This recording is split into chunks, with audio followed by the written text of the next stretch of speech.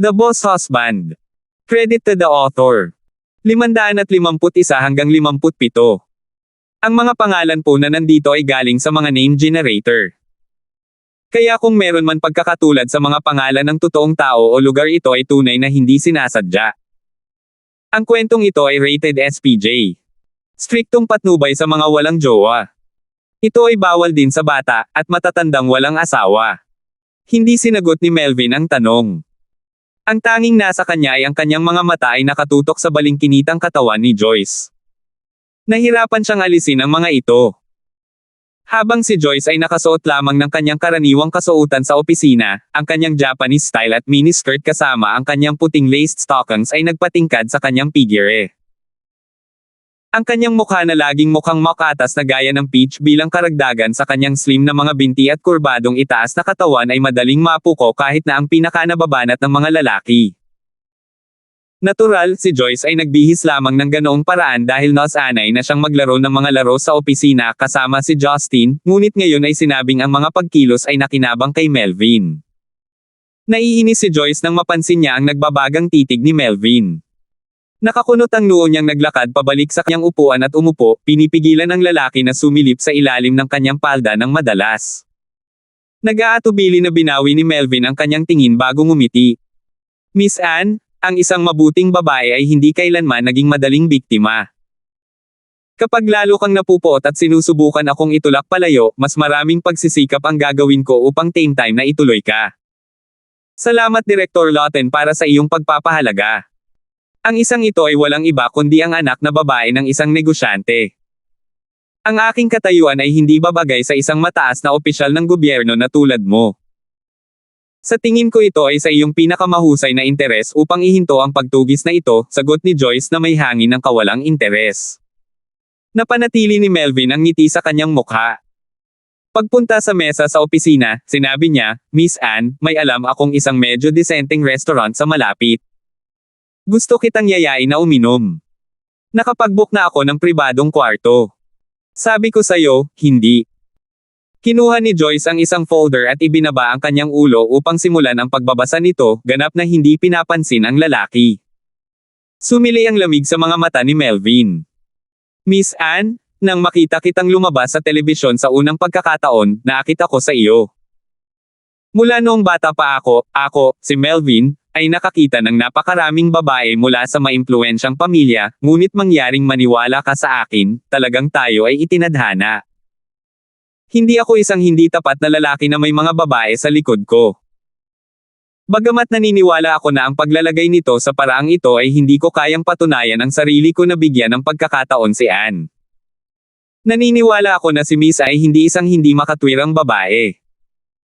Kung anumang bahagi ko ang hindi nakakatugon sa iyong pamantayan, huwag mag-atubiling ipaalam sa akin. Dahil nabigo si Melvin sa pamamagitan ng puwersang pagkuha ng mga bagay, binago niya ang kanyang diskarte at sinubukang galawin si Joyce ng may emosyon. Ibinaba ni Joyce ang panulat sa kanyang kamay.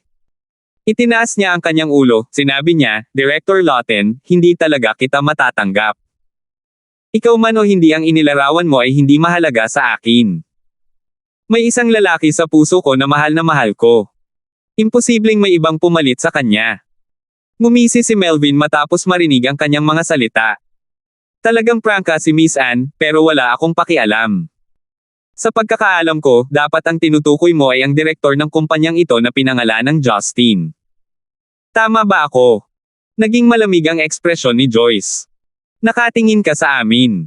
Mabilis na ikinaway ni Melvin ang kanyang kamay. Hindi kailangang magalit si Miss Anne. Hindi sinasadya ang investigasyon. Ang ginawa ko lang ay tanungin ang aking nasasakupan kung ano ang iyong pinanggalingan, at ang munting balitang ito ay idinagdag sa ulat ng walang intensyon. Gayunpaman, dapat mong pasalamatan ako habang nagsusumikap akong humingi ng iba mo pang impormasyon. Oh, dapat akong magpasalamat sa iyo pagkatapos maimbestigahan. Si Direk Lawton ay komedyante talaga, malamig na sabi ni Joyce. Kaya totoo, mahinang sabi ni Melvin nang hindi naiinis, sa pagkakaalam ko, si Mr. Gibson ay isang tahasang sinungaling, siya ang asawa ni Marian, ang CEO ng Yellow International. Bagamat hindi ako clueless kung paano nagawang pakasalan ng isang ordinaryong lalaki si Boss Lysander, walang alinlangan na nagsinungaling siya kay Miss Anne. Nagulat si Joyce nang marinig ang kanyang mga salita. Ayon kay Justin, ang kanyang relasyon kay Marian ay inilihim. Hindi inaasahan na malaman din ni Melvin ang tungkol dito habang tinitingnan ang profile ni Joyce. Talagang isa siyang maimpluwensyang tao, kaya bahagyang natakot si Joyce sa pagiging abnormal ng kanyang background. Nakaramdam ng pait at dismaya si Joyce nang may magturo na ang kanyang lalaki ay talagang may asawa. Gayunpaman, hindi ito ang oras para sa sama ng loob. Habang nanlalamig ang kanyang tingin, ngumiti siya at sumagot, mukhang hindi pa masusing nasuri ni Direk Lawton. Hindi mo ba alam na may ibang babae rin si Hobby, samantalang ako naman ay lubos na nababatid sa kanila? Ano? Sigaw ni Melvin, natulala, habang nanlalaki ang mga mata. Tama ang narinig ni Direk Lawton. Isa lang itong may bahay, at sinusubukan ko pa ring makibagay ng walang kahihiyan, alam kong may asawa na ang lalaki. Natuwa si Joyce na makita ang ekspresyon ni Melvin. Hindi niya iniisip na ilarawan ang sarili sa ganoong paraan. Siya ay palaging mapanghimagsik at mapaglaro pagkatapos ng lahat, hindi nababahala tungkol sa tinatawag na mga pagpapahalagang moral na napagpasyahan ng lipunan na tama. Hanggat kaya niyang alisin si Melvin na tumangging iwan siyang mag-isa, mas magiging masaya siya kaysa sa iba. Huminga ng malalim si Melvin habang bahagyang kumikibot ang kanyang mga talukap. He then scorned, I get it now. Good. What a good Joyce. Ano ba? Balak pa ba ni Director Lawton na ituloy ako kapag nalaman mo na kung anong klase akong babae? Ngumiti si Joyce na kasing tingkad ng isang bulaklak. Makikita na madilim ang mata ni Melvin. Siyempre gagawin ko. Bakit hindi? Nagulat si Joyce. Baliw ba siya? Bakit hindi pa siya sumusuko? Uhaw na uhaw ba siya na hindi siya maislan o sadyang kaakit-akit ba talaga ako? Tandang pananong. Isip ni Joyce. Naramdaman niya na kung desperado lang si Melvin sa isang kagandahan, maaari siyang pumili sa napakaraming babae sa Stonegate. Dahil nagawa niyang malaman ang relasyon ni Marian at Justin, dapat alam niya ang hitsura ni Marian. Bakit siya at hindi si Marian? Kung wala siyang pakialam sa reputasyon ng kababaihan, hindi ba mas magiging kapaki-pakinabang sa kanya ang paghabol kay Marian? Si Marian ang dapat sisihin sa paglaban ni Joyce. Lubos niyang tinakot si Joyce sa pamamagitan ng pagpilit sa kanya na makipagkumpetensya sa larong pagtama ng manika. Higit pa rito, kinailangang tawagin ni Joyce ang kanyang nakatatandang kapatid na babae, at purihin siya sa lahat ng paraan, natatakot na hindi siya mapasaya. Bilang resulta, habang hindi pa rin nangangahas si Joyce na ipahayag ang kanyang mga opinyon, umaasa siyang tatamaan ng karma si Marian para gumaan ang pakiramdam niya. Bukod dito, alam ni Joyce ang pagkakaiba niya kay Marian, ang huli ay may mas magandang hitsura at background, hindi pa banggitin ang katayuan niya sa puso ni Justin. Kung hindi susuko si Joyce sa pagiging lehitimong asawa ni Justin nang ganoon kadali at alisin si Marian sa kanyang posisyon. Ang mga babae ay palaging makasarili pagdating sa pag-ibig. Gaano man kaliit ang pagkakataon, kung hindi dahil nahihirapan silang umalis, walang bibitaw sa kanila.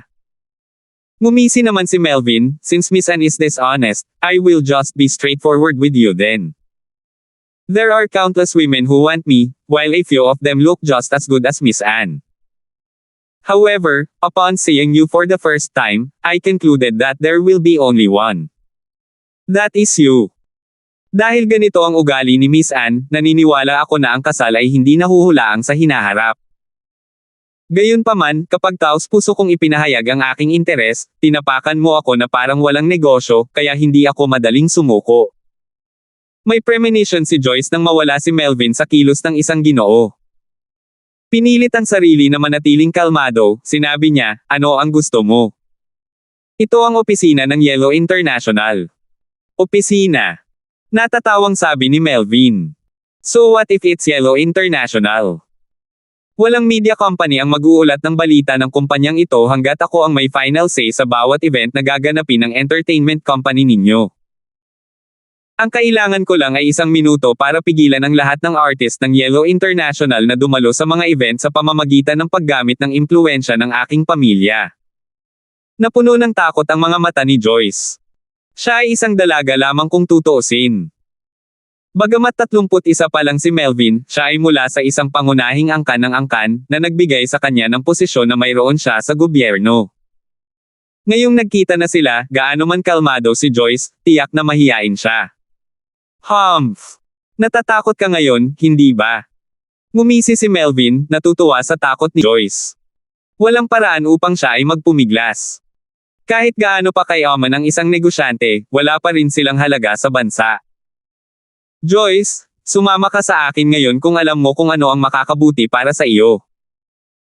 Pagkatapos kong magkaroon ng sapat na kasiyahan mula sa iyong katawan upang mabayaran ang pinsalang ginawa mo sa aking kalooban, maaari mong ipagpatuloy ang iyong tungkulin bilang isang may bahay. Hindi na kita guguluhin. Napuno ng mali siya ang mga mata ni Melvin. Kung ipagpapatuloy mo ang iyong pagkukunwari, hindi ko papayagan si Maria ng Yellow International o kahit ang iyong ama na si Roland na mamuhay ng payapa dito. Nanlambot ang mga binti ni Joyce, halos bumagsak sa lupa. Paatros na paatros, humawak siya sa upuan para kumuha ng suporta, naluluha ang mga mata. Sa pagsasabi ng totoo, hindi lamang niya nabigo na paalisin si Melvin, napukaw niya ang kanyang mga demonyo sa loob. Nang hihinayang, naramdaman niya ang natitira sa kanyang enerhiya. Bilang isang babae, maaari lamang siyang umasa sa kanyang ama, ngunit ipinahayag nito ang kanyang kawalan ng lakas ng loob na mag-alok ng tulong. Isa pa, nasa ibang bansa ang kanyang lalaki. Kaya kanino pa siya maaasahan para makaahon sa gulo? Naisip niya kung paano siya iniligtas ni Justin mula sa mga kamay ng Brown Clan ilang buwan na ang nakalipas. Hindi niya inaasahan ang anumang katulad na muli bagaman. Pakiramdam niya ay hindi siya gaanong kahanga-hanga, nagtaka siya kung bakit siya naging kapos-palad. Tuwang-tuwa, nilapitan ni Melvin si Joyce hakbang-hakbang na may kasamang ngiti. Kumatok! Kumatok! May kumatok ulit sa pinto. Marahas na tumalikod si Melvin, at napansin niya ang isang medyo pamilyar na lalaki na nakatayo sa tabi ng pinto na may ngiti ng isang halimaw. Nakasuot ng casual na t-shirt, short pants at nakita ang magulong balbas, lalo siyang bumubulusok at pagod. Justin! Inakala ni Joyce na nananaginip siya nang makita ang tao. Pinunasan niya ang kanyang mga mata, sinigurado niyang lalaki nga niya ito, halos malaglag ang puso niya. Sa sobrang tuwa ay halos maluha na siya. Gayunpaman, nagtaka si Melvin kung bakit biglang bumalik si Justin mula sa Paris. Nagsimula muli ang pagkairite sa kanyang puso. 552. Iniiwan ko ang Stonegate sa loob ng ilang araw at sa maikling panahon na iyon, may nagtangkang nakawin ang babae ko at ibagsak ang kumpanya ko. Tiyak na mukhang mahirap tirahan ang Stonegate. Kinamot ni Justin ang kanyang magulong buhok bago ipasok ang kanyang mga kamay sa kanyang mga bulsa ng pantalon. Pagpunta sa Melvin, kumaway siya kay Joyce para kilalanin siya. Maliwanag, naunawaan ni Joyce ang kanyang layunin. Masayang tumalon sa mga bisig ni Justin at ipinulupot ang mga braso nito sa leeg nito, hinalikan niya ito sa pisngi, na sadyang pinahaba syempre. Isang Joyce na parang walang magawa kanina lang, nagnanais ng presensya ni Justin, agad na gumaan ang pakiramdam nang makita ang kanyang lalaki. Nakahiga sa dibdib ni Justin sa isang nakakapit na paraan, kumalma siya nang malanghap niya ang pamilyar na pabango ng lalaki, hindi na natatakot kay Melvin. Alam ni Melvin na gawa lang ang lahat. Ito ay isang direktang pagpapakita ng pangangibabaw. Gayunpaman, hindi siya madaling mabaigo na tao, kung hindi siya magkakaroon ng papel sa core ng pamahalaan.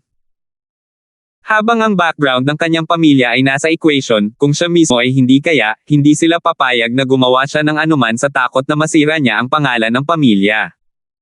Ikaw si Justin. Bakit parang pulubi ka? Uso na ba sa mga pangit na lalaki ang mangakit ng babae? Nini siya ni Melvin. Tiningnan ni Justin ang sarili niyang shirt at humajijek. Naiintindihan ko. Nagseselos ka ngayon, no? Ako. Nagseselos. Haha. Parang hindi mo alam kung sino ang kausap mo, pagmamalaki ni Melvin. Hindi pinansin si Melvin, hinaplos ni Justin ang likod ni Joyce gamit ang isang kamay nito, dahilan para magreklamo ito. Ngumiti si Melvin ng mapang-asar. Tumingin kay Justin, sinabi niya, ang isa sa inyo ay may asawa habang ang isa ay isang vixen. Ano ang nagpalagay sa inyo na ikakahiya ko iyon? Hindi ba kayo masyadong tanga? Hindi ako interesado kung nahihiya ka o hindi. Ngunit hindi ko naalala na binigyan kita ng anumang uri ng pahintulot na pumunta sa aking opisina. Kung tumanggi kang umalis, wala akong pakialam na itapon ka sa bintana. Nakangiting itinuro ni Justin ang kanyang mga labi upang ituro ang kisame hanggang sa lupa. Tinatimad siyang makipag-usap sa lalaking iyon. Nasa mahigit 10 palapag sila sa gusali. Ang pagtapon sa kanya ay hindi naiiba sa paggawa ng isang pagpatay. Siyempre, hindi siya seseryosohin ni Melvin. Para sa kanya, si Justin ay isang walang kwentang lalaki na umaasa sa kanyang asawa para makarating sa kung nasaan siya ngayon. Bilang resulta, si Melvin ay nagpakawala ng isang ngiti ng pang-aalipusta. Brat, gusto mo ba talagang maging hari ang sarili mo pagkatapos na matagumpay mong makuha si Marian? Kung matalino ka, dapat kang magalit ngayon at hayaan si Joyce na umalis kasama ko. Pagkatapos kong magsakit ng katawan niya, babalik ako. Bago pa makatapos si Melvin, ang kanyang leeg ay biglang hinawakan ng parang bakal na kamay. Habang nakataas ang kanyang katawan, pinilit ni Melvin ang kanyang mga paa ngunit nabigong makawala. Hindi nagtagal, namula ang mukha niya habang pilit na humihinga sa kahit anong hangin. Ang walang emosyong boses ni Justin ay umalangaw-ngaw sa kanyang mga tainga. Sabi ko sa'yo itataboy kita kapag tumanggi kang umalis. Pero parang puno ka pa rin ng kalokohan. Walang ideya si Melvin kung paano siya niyakap ni Justin. Ang tanging naramdaman niya ay panlalabo ng kanyang mga mata bago humantong sa ganito ang sitwasyon, na parabang nananaginip siya. Isang lamig ang bumalot sa gulugad ni Melvin habang pinakikinggan niya ang boses ni Justin. Mabilis niyang napagtanto na ang lahat ng kung ano siya at pinaghirapan ay maaaring umalis sa gusaling ito sa labas ng 10 palapag na bintana. Sa kabilang banda, lubos na binaliwala ni Justin ang matinding pagtutol ni Melvin. Para sa kanya, hindi na kailangang panatilihing buhay ang lalaki sa kanyang kamay. Hindi alintana kung gaano kalakas ang background ng kanyang pamilya, kahit na siya ay anak ng Pangulo ng China, karaniwang hinihiling niyang mamatay sa pamamagitan ng pagsisikap na agawin ang babae ni Justin sa harap niya mismo. Bahagyang ibinuka ni Joyce ang kanyang bibig, puno ng pagkabigla ang kanyang mukha. Hindi niya inaasahan na gagawin talaga ni Justin ang sinabi niya. Kung ang isang buhay na tao ay itatapon sa isang 10 palapag na bintana, hindi lamang ang mga dumadaan ay mamangha, si Justin at maging ang Yellow International ay tiyak na makakatanggap ng ilang mabibigat na kahihinatnan. Higit pa rito, alam ni Joyce na si Melvin ay may pambihirang pamilya na may mahahalagang tungkulin sa gobyerno. Kapag napukaw na ang pugad ng mga trompeta, hindi na maririnig ni Justin ang katapusan nito, kahit na siya mismo ay may kakaibang background. Hobby, huwag. Nagmamadaling hinailan ni Joyce ang braso ni Justin at nagmakaawa, huwag mong gawin ito. Kung itatapon mo siya ng ganoon lang, magdurusa ang kumpanya. Ang kanyang background ay hindi katulad ng sinumang opisyal ng gobyerno, kahit na hindi ka nag-aalala, mangyaring isaalang-alang ang mga tao mula sa Yellow International. Nagulat si Justin. Hindi niya inisip ang sitwasyon. Ang gusto lang niyang gawin ay protektahan ang kanyang babae at pumatay ng isang maligalig na aso. Ito ay karaniwang maayos, ngunit nakalimutan niyang nasa kanyang opisina siya, ang paggawa nito ay makakaapekto sa maraming iba pang tao. Sa sandaling nag-isip, bumaantong hininga si Justin. Ito ang pagpigil na kailangan niyang tiisin sakaling magpasya siyang manatili sa gitna ng mga sibilyan. Ang bawat tao ay ipinanganak na may mabait na puso. Kailangan niyang isaalang-alang ang ibang tao sa kanyang buhay. Ang nakalulungkot na Melvin ay itinapon sa isang sulok, noontog sa pader, na naging sanhi ng pag-agos ng dugo mula sa kanyang ilong. Umalis ka. Huwag mo akong pag-isipan ng 2 beses tungkol sa alok ko, walang pakialam na sabi ni Justin, malamig na tinitigan siya. Tiyak na natakot si Melvin. Hindi niya akalain na may matinong tao ang may lakas ng loob na pumatay sa kanya. Mula pagkabata, walang naglakas loob na maglagay ng kanilang mga daliri sa kanya. Nakatingin kay Justin at Joyce nang may galit, pinunasan niya ang dugo sa kanyang ilong bago tumakbo palabas ng opisina, hindi pinansin ang kanyang kalunos-lunos na hitsura. Buntong hininga, sa palagay ko ay hindi niya hahayaang mawala ito. Natural na nasabi ni Angie ang sama ng loob ni Melvin. Iniabot ni Justin ang kanyang braso para kurutin ang makinis at pinong pisngi ni Joyce. Ang iyong lalaki ay sumakay sa isang flight ng higit sa 10 oras sa Stonegate pagkatapos ng iyong tawag. At ito ang uri ng mukha na siya ay umuuwi. Sa wakas ay naalala ni Joyce na tinawagan niya si Justin kahapon ng gabi. Dapat ay bumalik siya sa Stonegate kaninang umaga na mukhang magulo. Tiyak na naglakbay siya mula sa Paris sa sandaling tinapos niya ang tawag. Biglang nakaramdam ng kilabot si Joyce habang ang kanyang puso ay napuno ng tamis, na para bang isang garapon ng pulot ang natapon. Kinindatan niya si Justin bago tinitigan ito, bago niyakap ito ng mahigpit at ibinaon ang ulo sa dibdib nito. Naisip ni Joyce kung paanong si Justin ay parang isang kabalyero na sinumpaang protektahan siya mula noong araw na magkakilala sila. Palagi siyang nagpapakita sa oras upang malutas ang bawat problema kahit na ang laki, na para bang ang kanyang paglitaw ay ang solusyon sa lahat. Ang ilang mga kababaihan ay sinusubukan ang kanilang makakaya upang maiwasan pag-asa sa isang lalaki, ngunit sila ay halos palaging nag-iisa sa huli. Hindi naman sa hindi nila hinanggad ang isang taong maaasahan, ngunit hindi sila kailanman pinalad na makatagpo ng isa sa kanilang buhay. Noong una ay naisip ni Joyce na siya ay magiging malungkot tulad ng isang lumulutang na duckweed, na may isang ama na tulad ni Roland na magsasakripisyo sa kanya sa isang kasal para sa kanyang sariling mga benepisyo. Gayunpaman, mula nang lumitaw si Justin, tila nakatakas siya sa kakilakilabot na iyon. Salamat, hubby, bulong ni Joyce.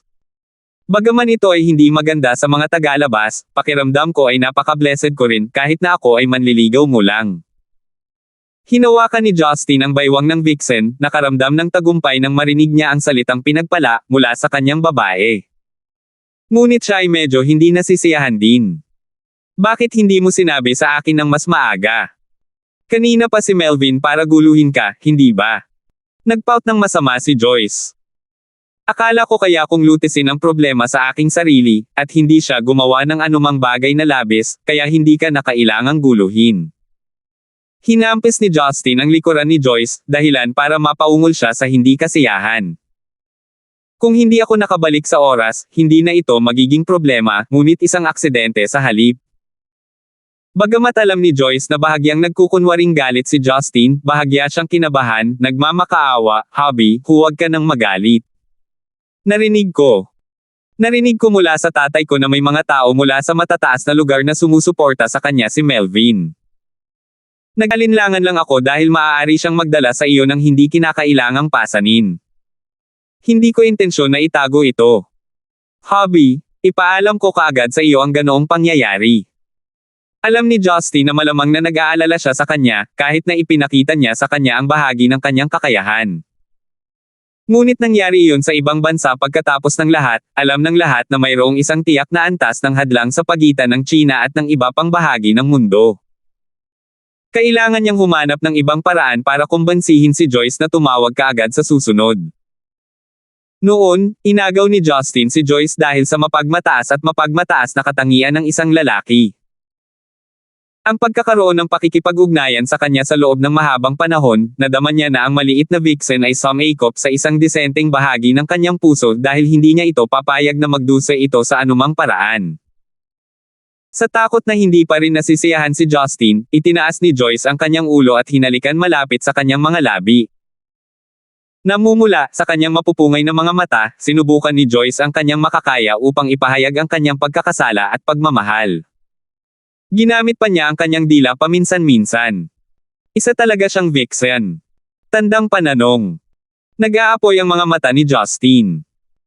Sa kabila ng pagkakaroon ng kasiyahan sa kanyang oras kasama ang mga mahalagang nilalang na sina Lilith at Catherine sa Paris, natagpuan pa rin niya ang isang kaakit-akit na Joyce.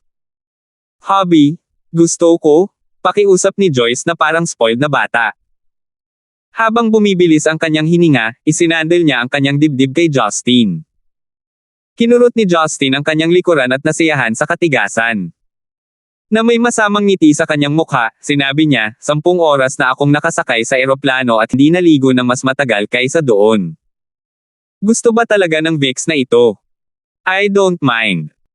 Ang mga vixen ay hindi natatakot sa dumi, sabi ni Joyce bago niya dinilaan si Justin mula sa kanyang pisngi hanggang sa kanyang leeg. Si Justin ay labis na nasigla. Binaliwala ang lahat, binuhat niya ang napakalambot na katawan ni Joyce at inilagay siya sa malaking mesa sa opisina bago sumugod. 553. Ang iba't ibang mga laro na nilalaro nila sa opisina ay hindi mabilis, simpleng bagay, at hindi nila eksaktong sinubukang maging maingat tungkol dito. Hindi sila natakot doon, walang pakialam si Justin, at hindi masyadong naabala si Joyce dahil ang lalaking iyon lang ang naakit niya, kaya hindi na niya kailangang itago ang anuman. Ngunit ito ay isang opisina kung tutuusin, kaya hindi maaaring maging masyadong matindi si Justin. Nasugatan sila pagkatapos ng mabilis na pag-ikot ng halos kalahating oras. Sinubukan ni Joyce ang lahat ng kanyang makakaya na huwag masyadong maingay, ngunit ang ekspresyon ng kasiyahang bumalot sa kanyang mukha pagkatapos ay nagpakita ng kanyang matamis na alindog. Pagkatapos nilang magayos, nagpa siya si Justin na umuwi para maligo, at pagkatapos ay bumalik sa opisina para sunduin si Joyce para sa tanghalian. Ang vixen na ito ay nakalimutang alagaan ang kanyang sarili dahil sa hinanakit ni Melvin at nagalit ni Roland sa mga araw na ito, na nag-aalala kay Justin nang hawakan siya nito. Ngunit bago pa makaalis si Justin, tumunog ang telepono ng opisina. Nakita nila na ang numero ay mula sa isang inside worker. Binuhat ito ni Justin, narinig ko lang ang pagpanik ng kanyang assistant na si Teddy. Direktor, dumating na ang mga pulis mula sa kanlurang distrito, at si Chief Lawton mismo. Sinabi niya na narito siya upang arestuhin ang isang tao. Nagtaas ng kilay si Justin, sinabing, "Got it," at ibinaba ang tawag. Napakaingay ni Teddy sa telepono kaya narinig siya ni Joyce. Nawala ang pamumula sa kanyang mukha sa isang iglap habang nag-aalalang tanong niya, si Melvin ba? Humph, sino pa kaya ito? Ngumuso si Justin na nakangiti. Medyo mabilis siya. Nakuha niya ang hepe ng pulisya sa loob ng kalahating oras, pumasok sa opisina para arestuhin. Mukhang sinusubukan niyang palakihin ang kasong ito. Sa sandaling iyon, ang pinto ng opisina ay binuksan mula sa labas, at ilang pulis na nakauniporme ang pumasok. Sa kanilang ulo ay isang maikli ngunit masiglang nasa katanghaliang gulang na lalaki, ang kanyang uniforme ay nagpapahiwatig na siya ang supervisor ng pulisya, kaya siya ay dapat na si Chief Lawton. Ikaw si Justin. Pinalaki ni Chief Lawton si Justin habang masungit na nagtanong. Tumango si Justin. Hindi ako sigurado kung bakit nandito ang mga pulis sa opisina ko. Hindi ako naniniwalang may nagawa akong mali. Sa katunayan, may impresyon si Justin sa punong Lawton na ito. Hindi dahil nakilala niya siya, ngunit noong nakipag-away siya kay Kyle Quill dahil kay Melinda, tumawag si Kyle kay Deputy Chief Lawton. Noon lang si Karina ay nasa presinto pa rin, at ang taong ito ang deputy. Ngayong umalis na si Karina, na-promote na siya. Ngayon, ang buong pamilya ni Kyle ay nalipol, ngunit ang taong ito ay sumabay sa agos at tila naging maayos. Humph! Huwag kang magpakatanga. May nagulat na nagtangka ka ng sinasadyang pagpatay, at nasugatan ang isang individual. Conclusive ang ebidensya kaya walang silbi na tanggihan ang iyong mga krimen. Ilayo mo siya.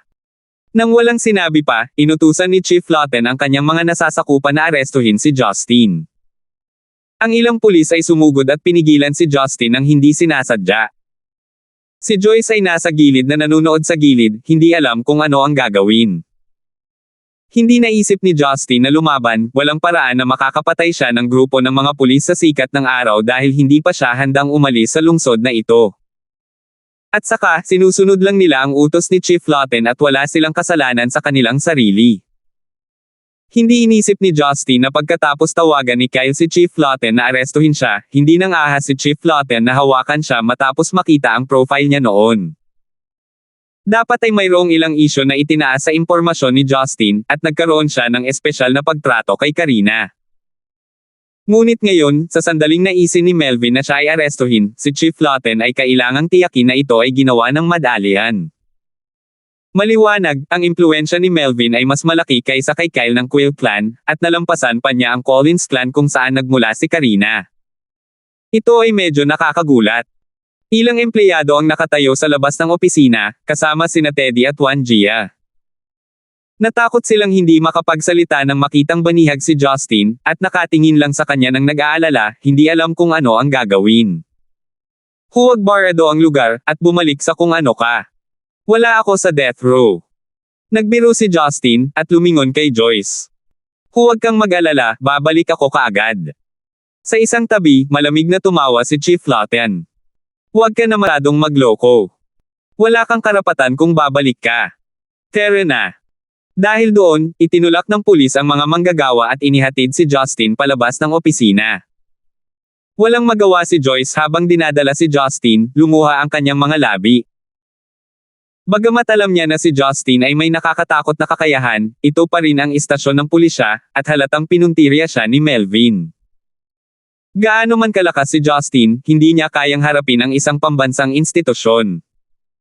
Pagkaalis ng pulis, parehong nagpatuloy sina Teddy at Janet sa kanilang trabaho. Habang naglalakad sila papasok sa opisina, tiniyak nila si Joyce. Miss Anne, huwag kang magalit. Magiging maayos ang direktor. Hindi nila basta-basta mapapalampas ang batas. Mapait si Joyce.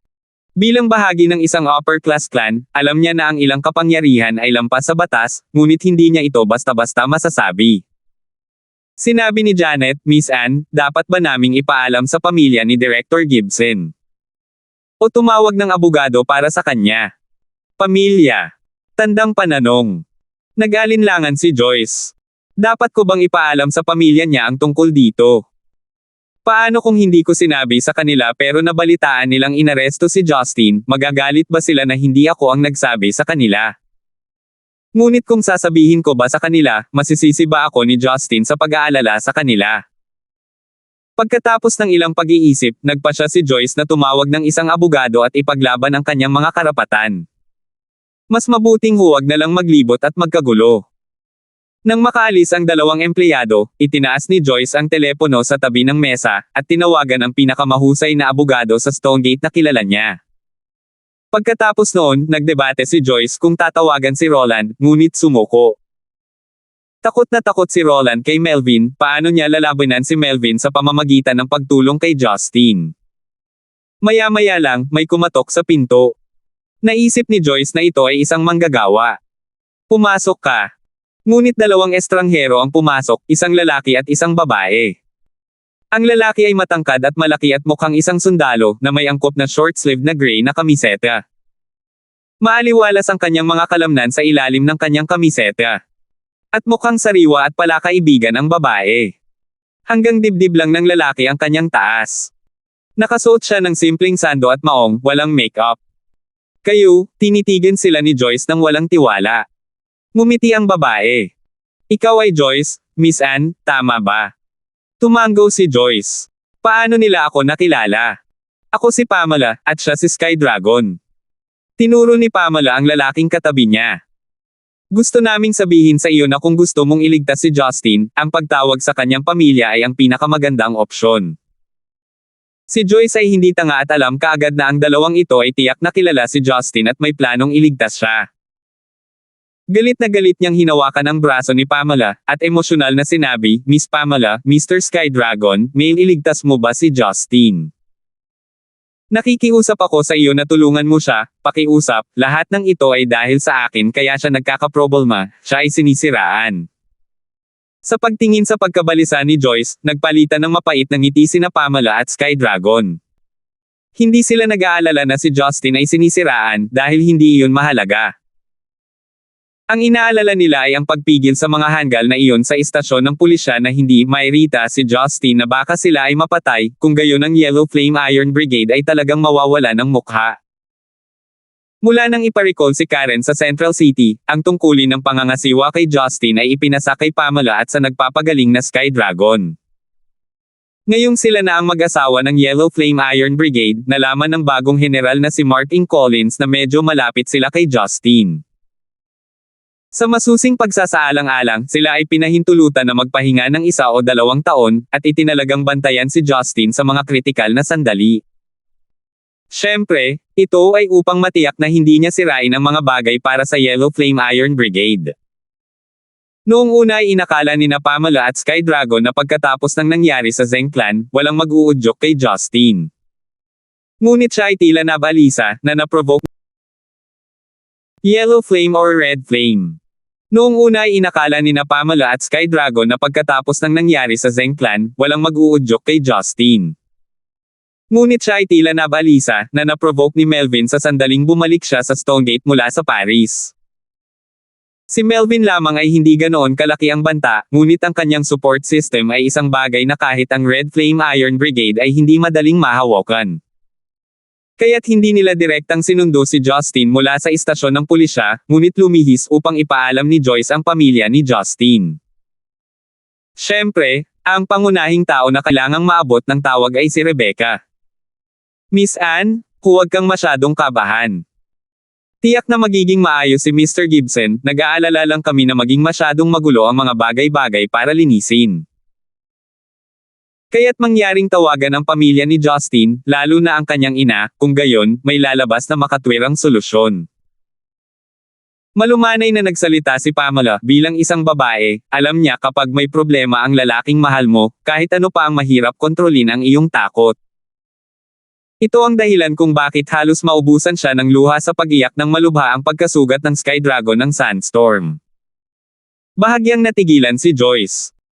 Hindi pa niya nakita ang ina ni Justin, sa kanyang isipan, tila binanggit ni Justin na siya ay isang ulila, na naging sanhi ng kanyang pagkalito. Miss Anne, huwag mag-alinlangan, walang oras para sa mga pagkaantala, mataimtim na sabi ni Sky Dragon. Nagsimula si Joyce at nagmamadaling tumango, ngunit may naisip siya, hindi niya alam ang numero ng bahay ni Justin. Dito. Ipinasa ni Pamela ang isang pulang cellphone kay Joyce. Ito ang numero. Bilang mga itinalagang tagapag-alaga ni Justin, syempre alam nila ang lahat ng paraan para maabot si Justin. Matagal nang pinaghandaan si Pamela, tanging siya at si Sky Dragon ang marahil ay hindi ang pinakamahusay na mga tao na tumawag. Kung tutuusin, sila ay dapat na mag-opera sa likod ng mga eksena, at hindi nila maaaring tanungin ang sinuman, kaya naisip nila ang Joyce. Sa anumang kaso, si Joyce ay kanyang babae, kaya hindi ito mali. Sanay silang dalawa na nakikipaglokohan si Justin sa mga babae, pati sina Roslyn at Talia ay bukas na nakatira sa tabi ng bahay. Noon pa man ay iniisip nila na hindi ito itatago ni Justin sa kanyang pamilya, kaya hinayaan nilang tawagan ni Joyce si Rebecca. Kung alam ni Justin ang tungkol dito, malamang na siya na lang ang nagbot sa kanila sa bintana. Isa na siyang ganap na babero sa paningin ng mga nakatatanda. Hindi ba ang pagsisiwalat ng Joyce ay nagdaragdag ng panggatong sa apoy? May lugar pa ba siya sa pamilya? Tiyak, kahit na sina Yuna at Rebecca na napakapagparaya ay ipinikit ang kanilang mga mata sa kanya, upang hindi sabihin si Zinshu na minamaliit siya. Napakaganda, kabilang si Marian, kinailangan niyang harapin ang 4 na pares ng umiikot na mga mata sa sarili niyang tahanan. Sa pagbanggit ng pagtawag sa ina ni Justin, agad na kinabahan si Joyce. Hindi gaanong mahalaga ngayon ang pagkidnap kay Justin. She cleared her throat, took a few breathing, calmed herself down, bago maingat na i-dial ang numero sa telepono. Sina Sky Dragon at Pamela ay nagpalitan ng tingin at ngumiti ng mapang-uyam. Ang isang manugang na babae na nakikipagkita sa kanyang biyenang babae ay nasa ilalim ng matinding stress, at ang stress ay mas malaki para sa isang may bahay. Hindi nila alam na pinagalitan ni Joyce si Justin ng 1,000 beses sa kanyang isipan. Damn this man, this bastard, making me talk to his mother for the first time with bad news. Isa na akong Vixnish mistress. Pagkatapos ng tawag na ito, makakalimutan ko ang pagkagusto nila sa akin. Sira na talaga. Ngunit nasa isip niya lang iyon, at nag-dial pa rin siya ng numero. Hello, pwede ko bang malaman kung sino ang hinahanap mo? Isang malambot na boses ng babaeng matrimonial ang lumabas, mainit at nakakapreskong tunog. 554. Dahil nasa ibang bansa ang kanyang anak at ang kanyang asawa para sa Paris Fashion Week, mas tahimik ang bahay ngayon. Ngunit para kay Rebecca, ang kakayahang mamasyal, bumili ng mga pamilihan, paminsan-minsan ay nakikipag-chat sa mga kapitbahay tungkol sa pinakabagong tsismis sa kapitbahayan, ito ang karaniwang buhay na labis niyang kinagigiliwan. Walang pasanin ang pagiging manugang ng pinuno ng angkan ng Gibson, o isang senior madam na may mga personal na bodyguard saan man siya pumunta. Ang mga araw na iyon ay maaaring tila napakahusay, ngunit ito ay nagpapidama sa kanya ng pagod sa lahat ng oras. Ngayon, naipasa niya ang mga operasyon ng mga charity orphanage sa foundation, at buong pusong nagsimula ng isang stay-at-home life.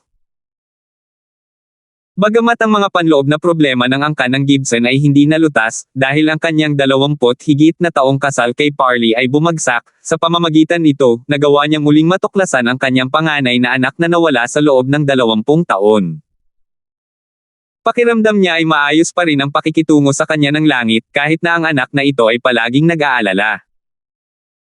Bukod sa iba pang mga bagay, isa manliligaw ng kanyang anak ang nananatili sa tabi ng bahay.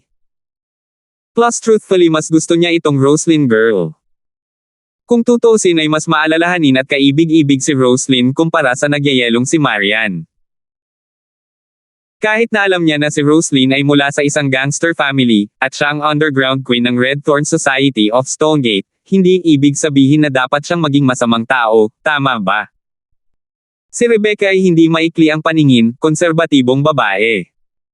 Bukod dito, makikialam pa kaya si Rebecca sa buhay pag-ibig ng kanyang anak bilang isang ina na matagal nang nawawala. Kahit kaya niya ay hindi niya kinaya kaya pumikit na lang siya. Kung nais ni Justin na magkaroon ng 2 babae sa hinaharap, tahimik niyang tatanggapin ito bilang kanyang ina. Kahit na nakaramdam siya ng pag-aatubili dito, sa matataas na uri ay karaniwan para sa isang lalaki na magkaroon ng 2 magkasintahan. Kung tungkol sa manugang at magkasintahan ng anak na lalaki, ang kanilang posisyon sa kanyang puso ay matutukoy sa kung paano nila ito tinatrato. Siyempre, bilang biyenan ay may karapatan siyang magkaroon ng kanyang paborito. Sa ganitong paraan ng pag-iisip, minsan ay nagdadala si Rebecca ng masarap na pagkain para subukan ni Roslyn. Mas pamilyar siya kay Roslyn kaysa sa pangunahing asawang si Marian. Sa mga araw na ito, natuklasan ni Rebecca na sa bahay ni Roslyn ay may isa pang batang babae na may katulad na hitsura at ugali kay Roslyn, si Talia. Pagkatapos ng mga pagpapakilala, tanging alam niya lang na si Talia ay ang matalik na kaibigan ng kanyang manugang at ang Vice President ng Yellow International, isa sa mga pinagkakatiwalaang tao ni Marian. Hindi niya maiwasang maiyak na totoo nga, nagsama-sama ang mga ibon na may parehong balahibo. Sa kasong ito, napakaganda ng mga ibon. Kung mas kilala niya si Talia, na mas mature at matalino kaysa kay Roslyn, mas nagustuhan niya siya. Kung ikukumpara kay Roslyn, si Talia ay isang mapagmataas na babaeng executive ng Metropolitan, ang pinakamagandang pagpipilian para sa isang mapagmahal na ina at asawa. Ang sakit ng ulo ay, sa lahat ng magagandang babae na nakapaligid sa kanyang anak, bakit pinili niya si Marian bilang kanyang asawa, ang pinakamalamig na babae na pinakamahirap pakisamahan. Sa kabaligtaran, para sa isang ina, kung ang hitsura ng manugang ay ang pinakanamumukod-tanging ay hindi talagang isang pangunahing pagsasaalang-alang. Ang lahat ng ito ay maaaring isang kalokohan lamang ng tadhana. Hindi akalain ni Rebecca na ang kasal nina Justin at Marian ay nagsimula sa isang kontrata. Ngunit sa lalong madaling panahon, ang kanilang mga pagmamahal ngayon ay naging malabo, at sa bawat araw na lumilipas, ni isa sa kanila ay hindi na binanggit ang nakaraan. Ngayon, sina Rebecca at Yuna ay nagdala ng mga pamilihan sa bahay. Kahit na wala si Marian, naroon pa rin ang batang Sheila na naghahanda para sa isang entrance exam. Bilang mga nasa hustong gulang, tinatrato siya ng 2 na parang isang batang anak na babae, na naghahanda ng masasarap na pagkain para sa kanya tuwing magagawa nila. Ang baeng ito ay namuhay ng isang kaawa-awang buhay, at mas madalas na naliligaw sa pag-iisip mula nang dumating si Park Jong-hyun mula sa Star Moon Group, na ginagawang maawa sa kanya ang lahat sa bahay. Nang inilagay niya ang karne at gulay sa kusina, tumunog ang telepono sa labas. Ang telepono ay bihirang tumunog. Si Justin at Marian ay walang maraming kaibigan, kaya kalahati ng mga tawag na natanggap nila ay hindi para sa kanila. Habang si Rebecca ay malapit na sa pinto, pinuntahan niya ang telepono, tinanong kung sino ang hinahanap nila, iniisip na maling numero na naman ito. Saglit na natahimik ang kabilang panig, at pagkatapos ay dumating ang isang malambot, nahihiyang boses ng babae. Pakiusap. Pakiusap, ito ba ang tahanan ni Justin? Siyempre, si Joyce iyon. Gulong-gulo ang isip niya kaya nanginginig ang boses niya. Bahagyang nagulat si Rebecca, base sa boses na alam niyang binibini ito, at hinahanap niya si Justin. Agad siyang naging alerto, seryosong nagsabi, "Oo, ito ang kanyang tahanan, ako ang kanyang ina. Miss, may maitutulong ba ako sa iyo?" Naging mabilis ang hininga ni Joyce, ang ina talaga ni Justin. Pinilit niyang maging kalmado. "Madam, hello? Ako. Natatakot ako na may masamang balita ako para sa iyo, Justin." Dinala siya sa istasyon ng pulis sa Westive District. "Ano?" Naghinala si Rebecca na mali ang kanyang narinig, at may pag-aalinlangan na sinabi, "Miss, may pagkakamali ba? Ang anak ko ay tinatawag na Justin, ngunit nasa Paris siya ngayon, paano siya madakip ng pulis sa Stonegate?" "Totoo, madam. Si Justin ay bumalik kaninang umaga, at may nangyari sa opisina. At pagkatapos ay dumating ang pulis upang arestuhin siya." Nang malapit nang matapos, mahina ang boses ni Joyce. Gusto niyang gumapang sa isang butas. Kung tatanungin ni Rebecca kung bakit inaresto si Justin, maaari ba niyang sabihin ng diretso na nabihag ang anak mo dahil sa akin? Kung alam ito ni Rebecca, tiyak na iisipin niya na si Joyce ay hindi desenteng babae, dahil hindi lang siya nanligaw dito kundi nagdala rin ng gulo sa buhay niya. Naging malungkot si Joyce, ngunit upang mailigtas si Justin kailangan niyang ipagpatuloy ang pakikipag-usap kay Rebecca. Sa ngayon, kumalma na si Rebecca. Siya ay hindi ordinaryong may bahay, at nagkaroon ng maraming taon ng karanasan sa labas, kasama ang pagsilang mula sa isang prestihiyosong pamilya. Mabilis niyang nakuha ang pangunahing issue, hindi pa oras para imbestigahan kung bakit biglang babalik si Justin at inaresto. Ang kailangan niyang gawin ngayon ay humanap ng solusyon sa problema at huwag hayaan ang kanyang anak na magdusa sa kamay ng mga pulis. Siyempre, alam ni Rebecca na ang mga kasanayan ni Justin ay hindi karaniwan, mahirap para sa kahit na mga pambansang lihim na puwersa na hawakan. Ngunit kung talagang kinuha niya ang mga bagay sa kanyang sariling mga kamay, ang gulo ay magiging snowball lamang. "Nakuha ko," mariing sabi ni Rebecca. "Ako na ang bahala sa bagay na ito. Pero gusto kong malaman kung ano ang nangyari sa susunod. Pwede ko bang malaman ang pangalan mo?" Ako si Joyce." Naisip ni Rebecca. Ang ganda ng pangalan na ito, ang sweet din ng boses niya, ito ay isa pang magandang babae. Tandang pananong. Sa totoo lang, bilang isang ina, objectively lang niyang masabi na hindi masyadong gwapo ang sarili niyang anak, pero maraming dilag sa tabi nito. "Miss Joyce, pupunta ako sa police station mamaya. Maginhawa ba para sa iyo na naruroon din? Gusto kitang makita at ayusin ang mga bagay-bagay ng harapan." Malinaw ang isip ni Rebecca. May nangyari sa kanyang anak at tumawag ang babaeng ito, hindi ordinaryong relasyon ang kanilang relasyon, kaya may kanya-kanyang dahilan kung bakit gustong makilala ang babaeng ito. Ang usapan tungkol sa pag-aayos ng mga bagay ay isang dahilan lamang. Kung gugustuhin niya, maaaring nalaman niya ito mula kay Justin sa istasyon ng pulisya. Kaagad na natakot, nasa sabik, at natatakot si Joyce. Natutuwa siya sa pagkakataong makilala ang ina ni Justin, ngunit natatakot kung paano kung hindi siya magustuhan ng kanyang ina.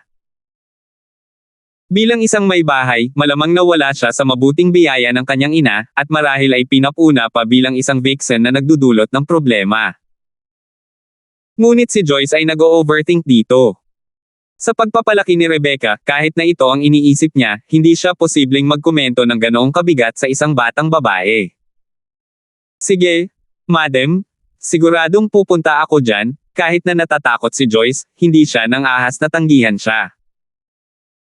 Sa totoo lang, umaasa siyang makitang nakalaya si Justin sa himpilan ng pulisya, kung hindi siya makakapagpahinga sa natitirang bahagi ng araw. Ibinaba ni Rebecca ang telepono, sinabi ni Rebecca kay Yuna, "Yulan, lalabas ako para sa ilang bagay, magluto ka lang ng simple at huwag mo na akong hintayin na bumalik. Hihintayin natin si Sheila na bumalik bago gumawa ng masarap na hapunan." Ang Yulan ay natural na orihinal na pangalan ni Yuna. Alam din ni Yuna na may trabahong dapat harapin si Rebecca sa mga karaniwang araw, at hindi siya masyadong naghinala, tumugon ng may ungol. Siyempre, hindi kailanman ipaalam ni Rebecca kinawang Yulan at Sheila ang tungkol sa pag-aresto kay Justin. Kapag inilabas niya siya, sasabihin nila sa kanila. Pagkatapos maglakad palabas, kinuha ni Rebecca ang kanyang telepono. Bagamat naramdaman niya, bilang may bahay ng angkan ng Gibson, ang pagpapabalik kay Justin mula sa istasyon ng pulisya ay hindi malaking problema, para maging ligtas kailangan niyang alamin ang ugat ng problema. Ang pinakamakapangyarihang tao na kilala niya sa Stonegate ay syempre ang kanyang asawang si Parley, ngunit hindi siya tumawag sa kanya. Mula nang maging walang malasakit si Parley nang insultuhan si Justin, kinasusuklaman siya ni Rebecca hanggang sa kaibuturan ng kanyang puso. Paano siya nakahingi ng tulong sa kanya ng ganoon kadali? Kaya tinawag ni Rebecca ang kanyang hipag na si Jenna. Pagkatapos ng lahat, sina Henderson at Jenna ang may kontrol sa Yuan clan, ang pinakamalaking clan sa Stonegate. Karaniwang sila ang mga boss sa bayan, na dapat igalang ng sino man sa isang paraan o iba pa. Siyempre, ang desisyon ni Rebecca ay may isa pang hidden agenda, si Jenna ay may mapagmataas na ugali, at mas palakaibigan kaysa kay Parley. Kung alam niyang inaresto ang kanyang pamangkin, kahit na hindi agad mailigtas ng kanyang asawa si Justin, tatawagan ni Jenna ang kanyang ama sa Central City, Gavin. Alam ni Rebecca na bilang manugang, hindi pa sapat ang ginawa niya para sa matandang ito, kaya hindi siya nang ahas na humingi ng tulong kay Gavin Gibson. Kaya naisip niyang hindi direktang ipaalam sa kanya sa pamamagitan ni Jenna. Kinilala ni Gavin ang apo na ito at nakaramdam din ng pagkakasala. Kung kikilos siya, hindi naniniwala si Rebecca na may maglalakas loob na hawakan si Justin. Bagamat hindi siya sigurado sa kakayahan ng lolo na iyon, ngunit batay sa kung paano bumangon ang pamilya Gibson sa Central City bilang isa sa 4 na pangunahing angkan sa kabila ng kanilang mababang bilang, alam niyang may impluwensya si Gavin na higit pa sa normal na mga tao. 555. Kapag nakakonekta na ang tawag, maririnig kaagad ang excited na boses ni Jenna sa kabilang dulo ng telepono. Sister-in-law, bakit bigla ka na lang tumawag sa akin? Akala ko gusto mo na rin akong iwan dahil galit ka kay kuya. Mapait na ngumiti si Rebecca, medyo guilty sa puso. Kung hindi dahil sa sitwasyon ng kanyang anak, tiyak na hindi siya mapaalalahanan na tawagan si Jenna. Jenna, hindi ito ang oras para sa chit-chat. Tinawagan kita dahil kay Justin, sabi ni Rebecca. Bahagyang nagulat si Jenna. Anong nangyari kay Justin? Nagdulot na naman ba ng gulo ang batang iyon? O nagalit ka ba niya? Hindi ko alam kung anong klaseng gulo ang naidulot niya, ngunit sapat na ang laki nito para magdulot ng eksena. Siya ay inaresto ng West District Police kanina lang, at papunta na ako doon ngayon, sabi ni Rebecca at bumantong hininga. Napabulala si Jenna, ano? May nangahas bang arestuhin siya? Alam niya ang hindi pangkaraniwang background ni Justin at nasaksihan niya ang pagpuksa ng Red Thorn Society kay Dongxing sa ilalim ng plano ni Justin. Pagkatapos ay sinaktan ni Justin si Lester, ang disipulo ng tunay na tagapagmana ng Kunlun Sect. Kahit ang lihim na organisasyon ng gobyerno na Dragon Group ay natatakot sa kanya. Sinong nasa tamang pag-iisip ang lalaban sa kanya? Sister-in-law, hindi ka dapat masyadong mag-alala.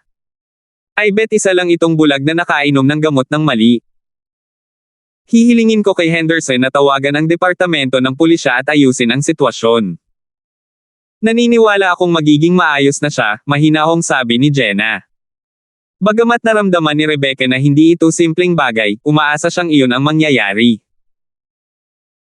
Dahil ang kanyang manugang na si Marian ay may labis na pera, mga kotse, at mga bahay, si Rebecca ay pumili ng isang random na kotse mula sa garahe at nagmaneho patungo sa istasyon ng pulisya. Mas mabilis iyon nang hindi sinusundan siya ng buong entourage ng mga pulis. Hindi umabot ng 20 minuto si Rebecca bago makarating sa West District Police Station dahil siya ay nagmamadali sa mga kalsada. Pagbaba ng sasakyan, napansin niya ang ilang taong kinakabahang naghihintay sa labas ng lugar. Naagaw agad ang atensyon niya sa dilag na nakasuot ng black suit at brown na palda. Halos kaagad, naisip ni Rebecca na ang babae ay si Joyce na tumawag sa kanya kanina. Nang makita ni Joyce ang isang matikas, mature na babae na naglalakad palapit sa kanya, paulit-ulit niyang sumigaw sa kanyang isipan. Hindi ito ang ina ni Justin. Siguradong hindi siya ang kanyang ina. Paano ito posible? Hindi nagtagal ay nilapitan ni Rebecca si Joyce at inalok ang kanyang kamay. Nakangiting malumanay, sinabi niya, siguro si Joyce ka. Ako si Rebecca, ang ina ni Justin. Laking gulat ni Joyce na muntik na siyang mawala ng malay. Bagamat naniniwala siya na ang kanyang hobby ay may kawili-wiling background, gaano man ito tingnan ng isa, tila hindi siya isang lalaking nagmula sa isang napakaganda at marangal na ina. Ang pagkakaiba ay katawa-tawa. Ang isa ay parang reyna lang sa palasyo habang ang isa naman ay walang pinagkaiba sa isang tulisan sa mga lansangan, bagamat gustong-gusto ni Joyce ang halimaw na iyon. Dumbstruck, kinamayan ni Joyce si Rebecca ng may kamangmangan, hindi alam kung paano basagin ang yelo. Sa pagtingin sa nakakaawa at nakakatakot na pag-uugali ni Joyce, hindi napigilan ni Rebecca na mapabuntong hininga. Ang galing talaga ng anak ko na sirain ang buhay ng mga babae no. Naisip niya. Kung hindi matukoy ni Rebecca ang relasyon ni na Joyce at Justin, tiyak na nabuhay siya sa nakalipas na 40 taon o higit na bulag at bingi. Sa totoo lang, hindi dahil hindi matanggap ni Joyce ang katotohanan. Siya talaga ang dahilan kung bakit nahuli si Justin, kahit na ayaw din niya itong mangyari. Kaya naman, wala siyang ideya kung ano ang dapat niyang sabihin. Habang iniisip ni Rebecca kung gaano kalaki ang tinago ni Justin sa kanya, tinanong niya, nakapasok na ba kayo sa lugar? Ano na ang sitwasyon ngayon? Sumagot si Joyce, hindi ko alam kung ano ang problema sa istasyon ng pulisya, ngunit hindi nila kami pinapayagang pumasok. Kumuha kami ng isang abogado na pumasok ng puwersahan kanina, at hinihintay pa namin ang resulta. Sa sandaling ito, isang kalbong lalaki na nakasuot ng suit ang tumakbo palabas ng istasyon ng pulis na isang may hawak na portfolyo. Puno ng malamig na pawis ang kanyang noo, para siyang nakakita ng multo. Si Janet na nasa tabi ay sumugod at nagtanong, Abogado Sawyer, ano ang sitwasyon ngayon? Bakit lumabas kang mag-isa? Nasaan si Director Gibson? Itinulak ng abogadong si Sawyer ang kamay ni Janet palayo. Galit na galit, sumigaw siya, sino lang ba ang nakasakit sa inyo sa pagkakataong ito? Nakagawa ka ng napakalaking pagkakamali pero hinihiling mo pa rin na piyansahan ko siya. Sinasadya mo bang ipasok ako sa gulo? Ibabalik ko sa iyo ang lahat ng pera. Ikaw na ang bahala sa kaso. Walang magagawa ang isang maliit na abogadong tulad ko. Nang matapos siyang magsalita, galit-galit siyang tumakbo, ayaw magpaliwanag ng kahit isang bagay.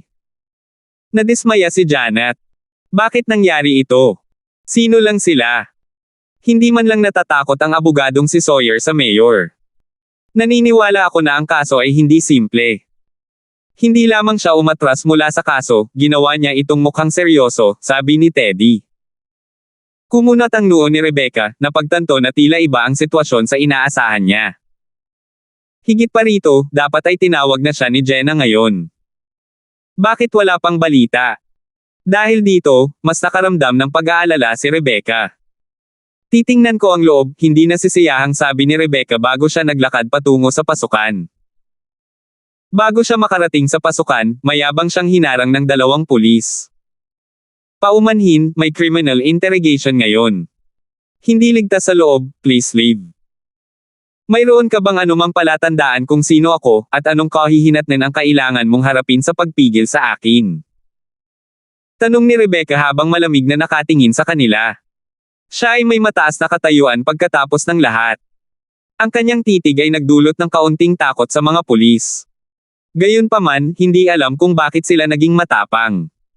Kahit sino ka pa, sumusunod lang kami sa utos. Naging mapurol ang ekspresyon ni Rebecca. Ako si Rebecca, ang asawa ng General Commander sa Jarlingnan District. Naglakas loob ka bang pigilan ako? Maaaring hindi alam ng mga sibilyan kung ano ang titulo, ngunit tiyak na alam ng sinuman mula sa puwersa ng pulisya. Sa inasahan, medyo natulala ang 2 pulis. Sa paghusga sa hitsura at tindig ni Rebecca, tapat nilang nadama na posible ito. Pero hindi nagtagal, sinabi ng isa sa kanila, kahit ganoon talaga, hindi pa rin namin papayagan ang pagpasok mo, not to mention Madam hasn't provide sufficient proof. Nagulat si Rebecca. Buong araw siyang may mga bodyguard mula sa militar, na maaaring patunayan ang kanyang pagkakakilanlan anumang oras. Ngayong wala na sila, hindi niya alam ang gagawin. Bagamat hindi niya masyadong pinapahalagahan ang pamagat, mapatunayang kapaki-pakinabang ito sa panahong tulad nito. Biglang tumunog ang phone niya na ikinagulat niya. Nang ilabas niya ang kanyang telepono, napansin niyang ito ay isang tawag mula kay Jenna. Hi, Jenna. Kamusta na? Si Rebecca ay mukhang nakaka-relax. Inaasahan niyang malulutas na ni Jenna ang isyu sa ngayon na siyang dahilan kung bakit natagalan siyang tumawag. Gayunpaman, nakakagulat, ang tono ni Jenna ay hindi maipaliwanag na komplikado. Sister-in-law, sa pagkakataong ito si Justin ay tila nasangkot sa isang seryosong problema. Si Rebecca ay nasaraan ng loob. Anong nangyari? May nahanap ka ba? Si Joyce, Teddy, at Janet ay mukhang labis na nag-aalala nang si Rebecca ay tumatawag. Hindi nila alam kung ano ang partikular na nangyari, ngunit sinabi ni Sky Dragon at Pamela na kaya ni Rebecca na ilabas si Justin. Bakit wala pang progress? Nagsisinungaling kaya sila? Sister-in-law, tinanong ko ang ilang mga taong nagtatrabaho ng malapit sa puwersa ng pulisya. Sinabi nila sa akin na, dahil sa isang ginang, si Justin ay nakagawa ng sadyang tangkang pagpatay kay Melvin mula sa angkan ng Lawton. Isa itong kasong kriminal, na haharapin niya ang matinding kahihinatnan, sabi ni Jenna. Melvin. Ang Lawton clan. Rebecca biglang may naisip. Jenna, ang tinutukoy mo bang angkan ng Lawton mula sa Central City? Ito ay natural. Sino pa ang may kapangyarihang mag-utos kay Chief Lawton na arestuhin si Justin? Kahit na ano, si Chief Lawton ay hindi maglalakas loob na gumawa ng anuman sa kanya pagkatapos na matuklasan ang kanyang profile, sabi ni Jenna na may mapait na ngiti. Sa wakas ay medyo kinabahan si Rebecca. Nagmamadali, sinabi niya, Jenna, kailangan mong tulungan si Justin. Ako, naliligaw ako ngayon. Hindi ako pinapayagan ng pulis na pumasok kahit anong mangyari. Sinubukan siyang aliwin ni Jenna. Huwag kang mag-alala, sister-in-law, kahit na ang angkan ng Lawton ay hindi mabilis na maasikaso, ang aming Gibson clan ay hindi rin madaling mabuli. Si Henderson ay nakikipag-usap ngayon kay elder brother, at susubukan ko ring kumbansihin siya. Si Justin ay anak niya kung tutuusin. Hindi siya maaaring manood lang, hindi ba? Naniniwala ako na hindi siya gagawa ng mga maling desisyon sa pagkakataong ito. Gusto ni Rebecca na pigilan sila sa pagmamakaawa kay Parley, ngunit naramdaman niyang ito ang pinakamabisang paraan. Si Parley ay mas maimpluwensyang kaysa sa angkan ng Yuan. Dahil ang lugar na ito ay nasa ilalim ng proteksyon ng militar ng distrito ng Jarlingnan, ang angkan ng Lawton ay kailangang umatras ng kaunti upang bigyang daan si Parley. Kaya, hindi ito masyadong inintindi ni Rebecca kahit na ang sitwasyon ay matigas. Si Jenna, gayunpaman, ay medyo nag-aalala pa rin. Sister-in-law, kung talagang walang awa si elder brother, personal kong hihilingin kay Itay na gumawa ng isang bagay kahit na kailangan kong tiisin ang pagagalitin ni Itay. Hindi ka dapat mag-alala ng sobra. Gumaan ang pakiramdam ni Rebecca, umaasang matawagan kaagad ni Jenna si Gavin, ngunit alam niyang hindi iyon posible. Hindi pinansin ni Gavin ang labas ng mundo sa loob ng maraming taon. Maliban kung payag siya, tiyak na maiirita siya kung may mga junior na humingi ng tulong sa kanya. Nang matapos ang tawag, hindi na napigilan ni Joyce ang sarili. Duwag na lumapit kay Rebecca, tinanong niya, Tita, kumusta si Justin ngayon? Naging malamig ang tingin ni Rebecca habang nakatitig kay Joyce. Ikaw ang nag-provoke kay Melvin, hindi ba? Naramdaman ni Joyce na wala siyang lakas para tumayo. Hindi niya akalain na biglang magsalita ang magalang na babae kanina sa ganoong tono. Pero tumango pa rin siya sa takot. Alam mo ba kung anong katayuan ang taglay ni Melvin? Alam mo ba kung gaano kalaki ang problemang naidulot mo sa aking anak, sa aking pamilya? Malakas na sigaw ni Rebecca. Matubig na ang mga mata ni Joyce simula pa noong una. Sa kabila ng pagiging matigas na babae, na sinisisi ng ina ng kanyang mahal sa buhay, napuno siya ng sama ng loob at pagkakasala, kaya naging dahilan ng tuluyang pagpatak ng kanyang mga luha. Tita, pasensya na. Alam ko na si Melvin ay mula sa isang angkan mula sa Central City, at ang aking ama ay walang lakas ng loob na gumawa ng anuman tungkol dito, kaya dapat talaga siyang makapangyarihan. Boo! Pero hindi ko inaasahan na magiging ganito ang lahat, hikbi ni Joyce. Si Rebecca ay hindi isang taong malambot ang puso. Katulad ng pagiging isang babae, hindi siya nakiramay kay Joyce. Malamig na tinanong niya, isang angkan mula sa Central City. Talagang makapangyarihan. Sa palagay mo ba ay magiging napakasama nito kung ang angkan ni Melvin ay isa lamang makapangyarihang mula sa lungsod? Alam mo ba talaga ang kanyang tunay na pinagmulan? 556. Sa loob ng istasyon ng pulisya, walang ideya si Justin kung ano ang nangyayari sa labas. Matapos siyang dalhin sa silid ng interogasyon, pinalabas ni Chief Lawton ang ilang mga opisyal mula sa silid. Inutusan niya ang isang tao na magdala ng file, inilagay ito sa mesa, at malamig na tumingin kay Justin. Justin, pirmahan mo ito. Hindi ito ang unang pagkakataon na si Justin ay nasa istasyon ng pulisya, ngunit bago ito ang hepe ng pulisya ay si Karina. Hindi siya sanay sa kung paano ginagawa ang mga bagay ngayong may ibang na-control. Napasulyap siya sa dokumentong nasa mesa, bigla siyang natigilan. Ito ay talaga isang pahayag ng pag-amin na nagdedetalye sa kanyang krimen ng sinasadyang pagpatay kay Melvin, kasama ang isang serye ng mga krimen tulad ng kanyang pakikipagrelasyon sa labas ng kasal. Kung pinagsama-sama, kahit na hindi ito magre-resulta sa parusang kamatayan, magagarantiyahan siya ng hindi bababa sa 1 o 2 dekada sa bilangguan. Chief Lawton, paano mo gustong pumirma ako nang hindi man lang ako tinanong? Mas mabuting baguhin mo ang iyong mga hakbang. Napangiti si Justin habang nagmumuni-muni. Wala sa iyo ang tama o mali. Malamig na bumantong hininga si Chief Lawton.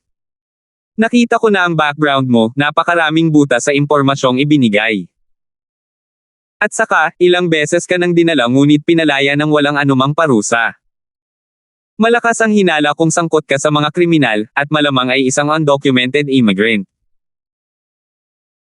At ang iyong mga aksyon laban kay Director Lawton ay may konklusibong ebidensya, na kinumpirma ng aming forensics team, hindi mo maaaring takasan ang batas na ito. Pinapayuhan kita kung ano ang seryosong nilagdaan mo. Hindi natin kailangang kunin ang mga bagay sa sarili nating mga kamay. Malakas ang pananakot sa mga salitang ito. Hinaplos ni Justin ang kanyang ilong. Akala niya ay may lalabas na abogado para patatagin ang sitwasyon, ngunit tila napakalakas ng impluwensya ni Melvin, at nagawa niyang takpan ang langit gamit ang isang kamay, hindi pinapayagan kahit isang abogado. Tila ang kanyang plano na makalaya sa piyansa at subukang lutisin ang usapin ay hindi magagawa dahil iniit ng kabilang panig na siya ay magsumite.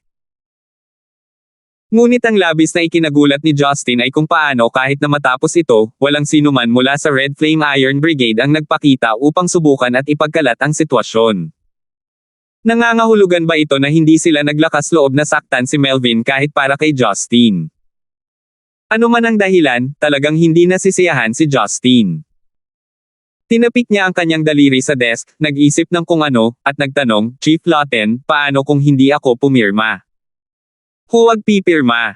Tumawa ng masama si Chief Lawton. Kung gayon, wala kaming pagpipilian kundi ipatupad ang batas. Pagkatapos ng lahat, hindi namin kailangang maging mabait sa iyo ang mga pulis. Kasabay nito, ikinaway ni Chief Lawton ang kanyang kamay, at 4 na Hulk na nakauniporme ng pulis ang lumitaw sa pintuan na may mga truncheon sa kanilang mga kamay, na masama ang tingin kay Justin. 2 beses na pinitik ni Justin ang kanyang dila. Inakusahan lang siya ng pagiging suspect ng premeditated murder. Sa isang iglap ay suot na niya ang label na murderer. Sa katunayan, isa siyang mamamatay tao, ngunit gaano man karami ang napatay niya, hindi ito hadlang sa Melvin na iyon. Sa totoo lang, ang pagsunod ni Justin sa mga kasamahan na ito sa istasyon ng pulisya ay isang napaka-patient na hakbang, na ginawa pagkatapos ng maraming pagsasaalang-alang. Una sa lahat, ang dati niyang sakit ng ulo ay kumikilos at hindi pa siya nagpa-check up. Siya ay palaging nag-aalala na ang kanyang biglaang pagnanasa na pumatay ay sumiklab ng walang dahilan. Bagamat sa mata ng iba maaaring si Justin ay isang demonyo, ngunit si Justin mismo ay walang pagnanais na maging isang homicidal maniac balang araw. Higit pa rito, si Justin ay hindi lamang isang gangster na ginawa ang gusto niya. May kakayahan man siyang sirain ang kanyang mga kalaban, nag-aalala siya kung ang mga paghihiganti ay magdawit sa mga taong nakapaligid sa kanya. Kaya kung kaya niyang ayusin ang mga bagay sa mababang paraan, hindi niya gugustuhing maging masyadong agresibo. Kung tutuusin, may pamilya pa siyang dapat alalahanin, kaya wala siyang pakialam. Gaya ng sabi nila, maging maluwag ka kung saan mo kaya. Inakala ni Justin na sa pamamagitan ng pag-atres ay sapat na iyon, ngunit hindi niya inaasahan na si Melvin ay determinadong itaboy siya sa isang dead end. Nasaan si Melvin? Tanong ni Justin pagkatapos ng ilang pag-iisip. Ang lakas ng loob mong sabihin ang pangalan ni Director Lawton. Nagsasalita si Chief Lawton na may mapanuksong paghamak, ngunit sa isang iglap ang kanyang leeg ay hinawakan ng isang kamay, at hindi siya makapagsalita. Madilim na sinabi ni Justin sa kanyang tainga, wala ako sa mood para sa iyong kalokohan. Tinanong kita kung nasaan si Melvin, at kung bibigyan mo pa ako ng kalokohan papatayin kita dito ngayon din. Hindi siya santo noong una. Dahil ginagamit ng kanyang kalaban ang lahat ng mayroon siya para sirain siya, hindi pinaplano ni Justin na ayusin ito sa madaling paraan. Dahil gusto ni Melvin na hawakan ang kanyang babae at sabutahe siya, mas mabuting patayin muna siya ni Justin. Tungkol naman sa background ng kanyang pamilya, basta hindi sila taga-Hongmeng, naramdaman ni Justin na walang ibang tao sa Zenica na makakapidyaw sa kanya. Ang isang baliw na huminahon bago muling naging baliw ay palaging magiging mas galit kaysa sa mga karaniwang laging galit. Si Chief Lawton ay pinagpawisan ng malamig. Naramdaman niya ang paggulong ng dark bloodlust ni Justin, kasing hirap labanan ng 1,000 karayom na tumutusok sa kanyang bungo. Natulala ang 4 na pulis na lilipat na sana. Si Justin ay tila napakakaraniwan, ngunit ang kanyang nakakatakot na ekspresyon ay nagdulot sa kanila ng pag-iingat sa paggawa ng anumang madaliang galaw. Niluwagan ni Justin ang kanyang kamay para hayaang magsalita si Chief Lawton. Ilang beses umubo si Chief Lawton, namutla ang mukha, at nagtaas ng nanginginig na kamay para ituro si Justin. Bagamat gulat na gulat siya sa nakakatakot na kapangyarihan ng lalaking ito, ang pag-iisip kay Melvin ay nagpapigil sa kanya ng takot na iyon. Sinabi niya sa mahinang boses, Justin, dapat mas alam mo, huwag mong isipin na natatakot ako sa iyo dahil lang sa ginawa mo ito. Kung manggawas kang sakta ng isang buhok sa ulo ko, hindi ka pababayaan ng angkan ng Lawton. Hindi na nakapagpatuloy si Chief Lawton dahil ang kamao ni Justin ay dumiretso sa kanyang kanang pisngi. Hepe. Namutla sa gulat ang 4 na pulis, nang makita nila ang ulo ng hepe, pagkatapos ng isang suntok ni Justin, ay umikot ng 180 degrees. Sa isang matalim na bitek ng vertebra, ang mukha ni Chief Lawton ay nakaharap sa likuran, ang kanyang mga mata ay dilat sa gulat. Nakatayo pa rin ang katawan niya. Ang ilang mga eskarlate na linya ay bahagyang lumitaw sa mga mata ni Justin. Sa wakas ay nasira na ng talumpati ni Chief Lawton ang natitira sa kanyang mga hadlang na naglalaman ng kanyang galit.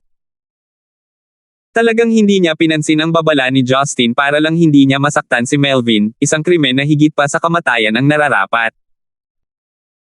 Pag-angat ng kanyang ulo, ang tingin ni Justin ay parang isang mabangis na hayop na nagwawalis sa 4 na maputlang pulis.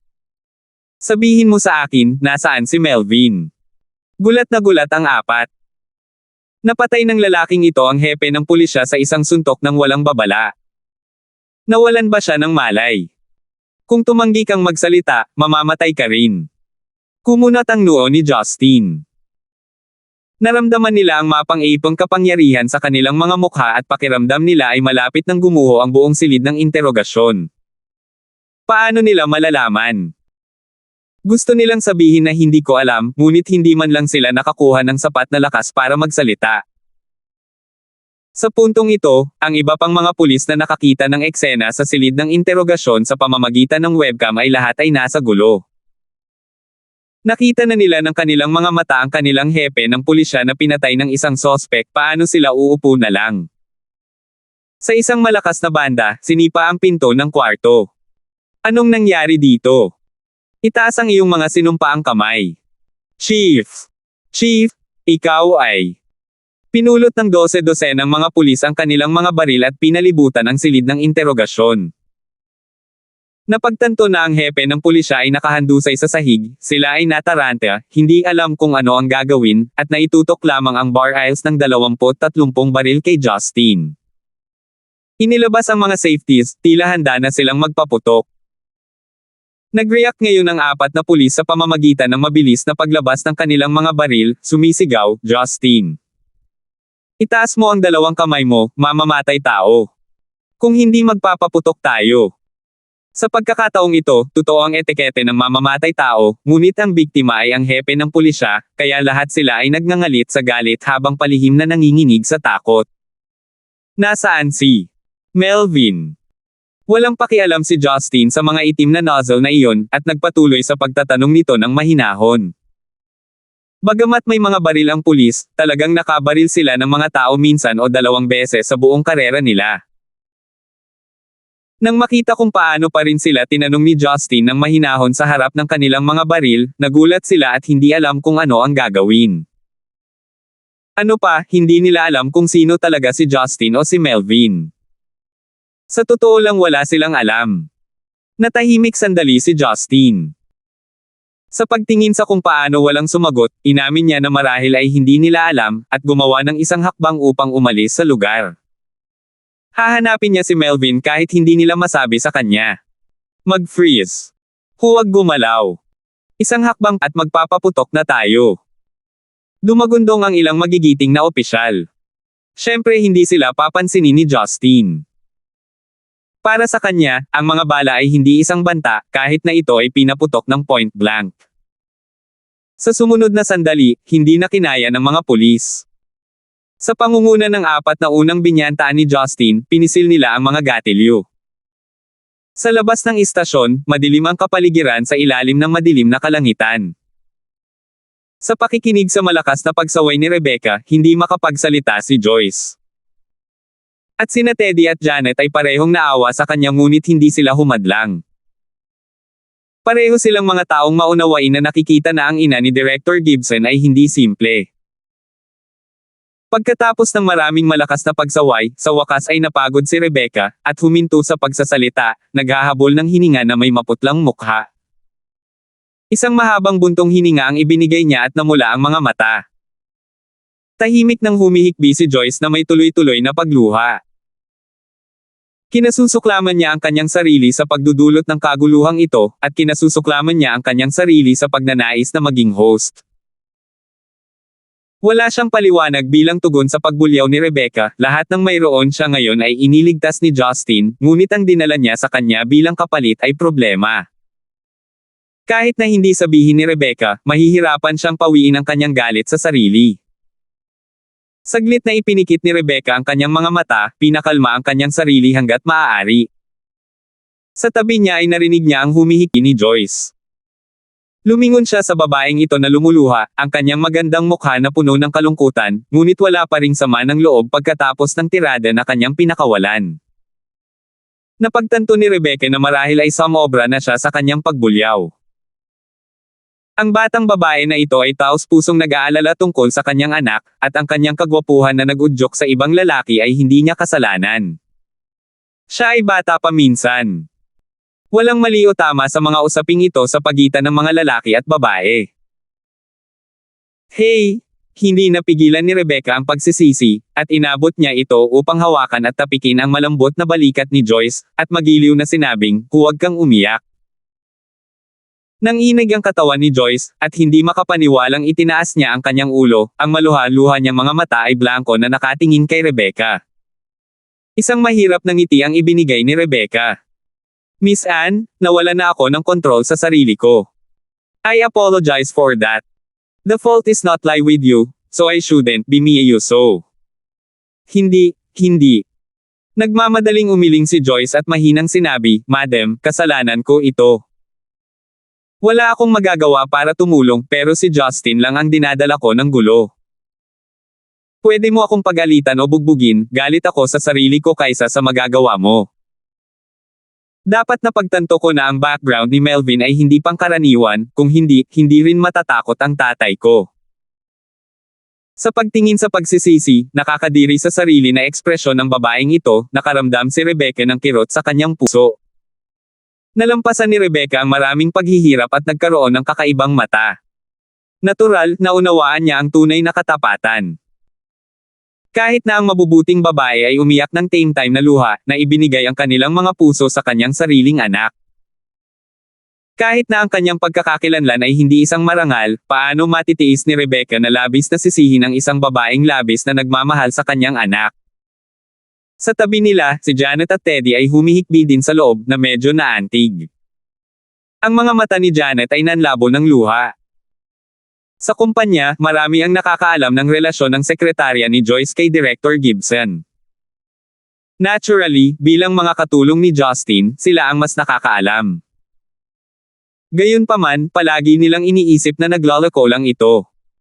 Hindi nila akalain na ang isang babaeng layaw na tulad ni Joyce ay may ganoong kalalim na damdamin. Miss Anne, ako. Tatawagan kitang Joyce. Medyo nahihiya si Rebecca. Biglang tumigil ang paghikbi ni Joyce. Hindi niya akalain na tatawagan siya ni Rebecca ng ganoon, mula sa isang tiyak na pananaw, ito ay isang paraan ng pagkilala. Sa isang normal na araw, tiyak na matutuwa siya, dahil ito ang ina ng kanyang lalaki na may magandang opinyon sa kanya, ang may bahay, ngunit sa ngayon, hindi alam kung ano ang kalagayan ni Justin sa istasyon, maaari lamang siyang ngumiti ng mapait at tumango. Malungkot na ibinaba ni Rebecca ang kanyang mga talukap.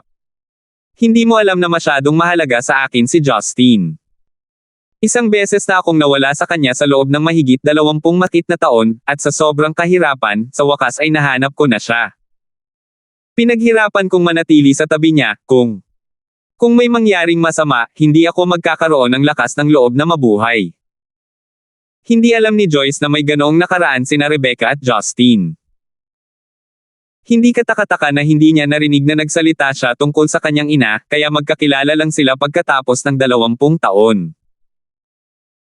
Sa nagdadalamhating puso, gustong aliwin ni Joyce si Rebecca, ngunit bago pa siya makapagsalita, narinig niya ang tunog ng tuloy-tuloy na putok ng baril, bang bang bang bang. Ito ay mula sa istasyon ng pulisya. Gulat na sigaw ni Teddy. Ang apat sa kanila ay lumingon upang tumingin na may mga mukha, at ang mga puso ni na Joyce at Rebecca ay lalong lumubog. Ngunit bago pa sila mabalisa na sumugod, ang mga figure ng isang lalaki at isang babae ay nagmamadaling nauna sa kanila, mabilis na pumasok sa istasyon ng pulisya. 557. Ang dalawang pumasok ay sina Pamela at Sky Dragon na nagmamasid sa sitwasyon sa gilid. Alam nilang may nangyaring mali nang marinig nila ang putok ng baril. Naisip nila na sa pamamagitan ng pakikipag-ugnayan sa pamilya ni Justin at pag-asa kay Rebecca para harapin ang sitwasyon, maaaring maayos ang usapin. Ngunit sila ay isang hakbang na masyadong mabagal. Sa oras na narating ni na Pamela at Sky Dragon ang perimeter ng interrogation room, tumigil na ang mga putok. Ang patter-patter ng mga alingaw-ngaw ng mga baril ay parang sumasabog na sitaw. Sila ay umalangaw-ngaw ng higit sa 100 beses, dulot ng 12 ng mga opisyal ng pulisya na naglalabas ng kanilang buong mga clip. Sa silid na puno ng usok, ang mga pulis ay natigilan na hindi nakapagsalita sa kanilang mga lugar, dahil ang target ng kanilang sama-samang apoy ay ganap na maayos. Sa pamamagitan ng puting usok, nagpalitan ng mapait na ngiti sina Sky Dragon at Pamela. Pinagmasdan nila ang walang ekspresyon na lalaki na naka-short sleeve na sando at maluwag na pantalon na lumabas mula sa pulutong ng mga pulis at mahinahong naglakad palabas. Ang lupang kanyang tinahak ay napuno ng mga bala at walang laman na magazine. Tao rin ba siya? Gumagawa ba sila ng pelikula? Ang grupo ng mga pulis ay nakatitig sa kanilang mga armas, at pinaghihinalaan pa kung ito ay peke, mga special effect lang.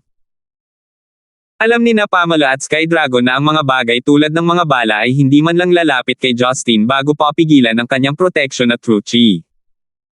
Gumagawa na siya ng nakakagulat na pabor sa pamamagitan ng hindi pagpapakita ng mga bala. Ang mag-asawa ay mas natakot kay Justin na gamitin ang istasyon ng pulisya bilang isang paraan upang mailabas ang kanyang galit, na ginagawang isang bloodbath ang buong sitwasyon.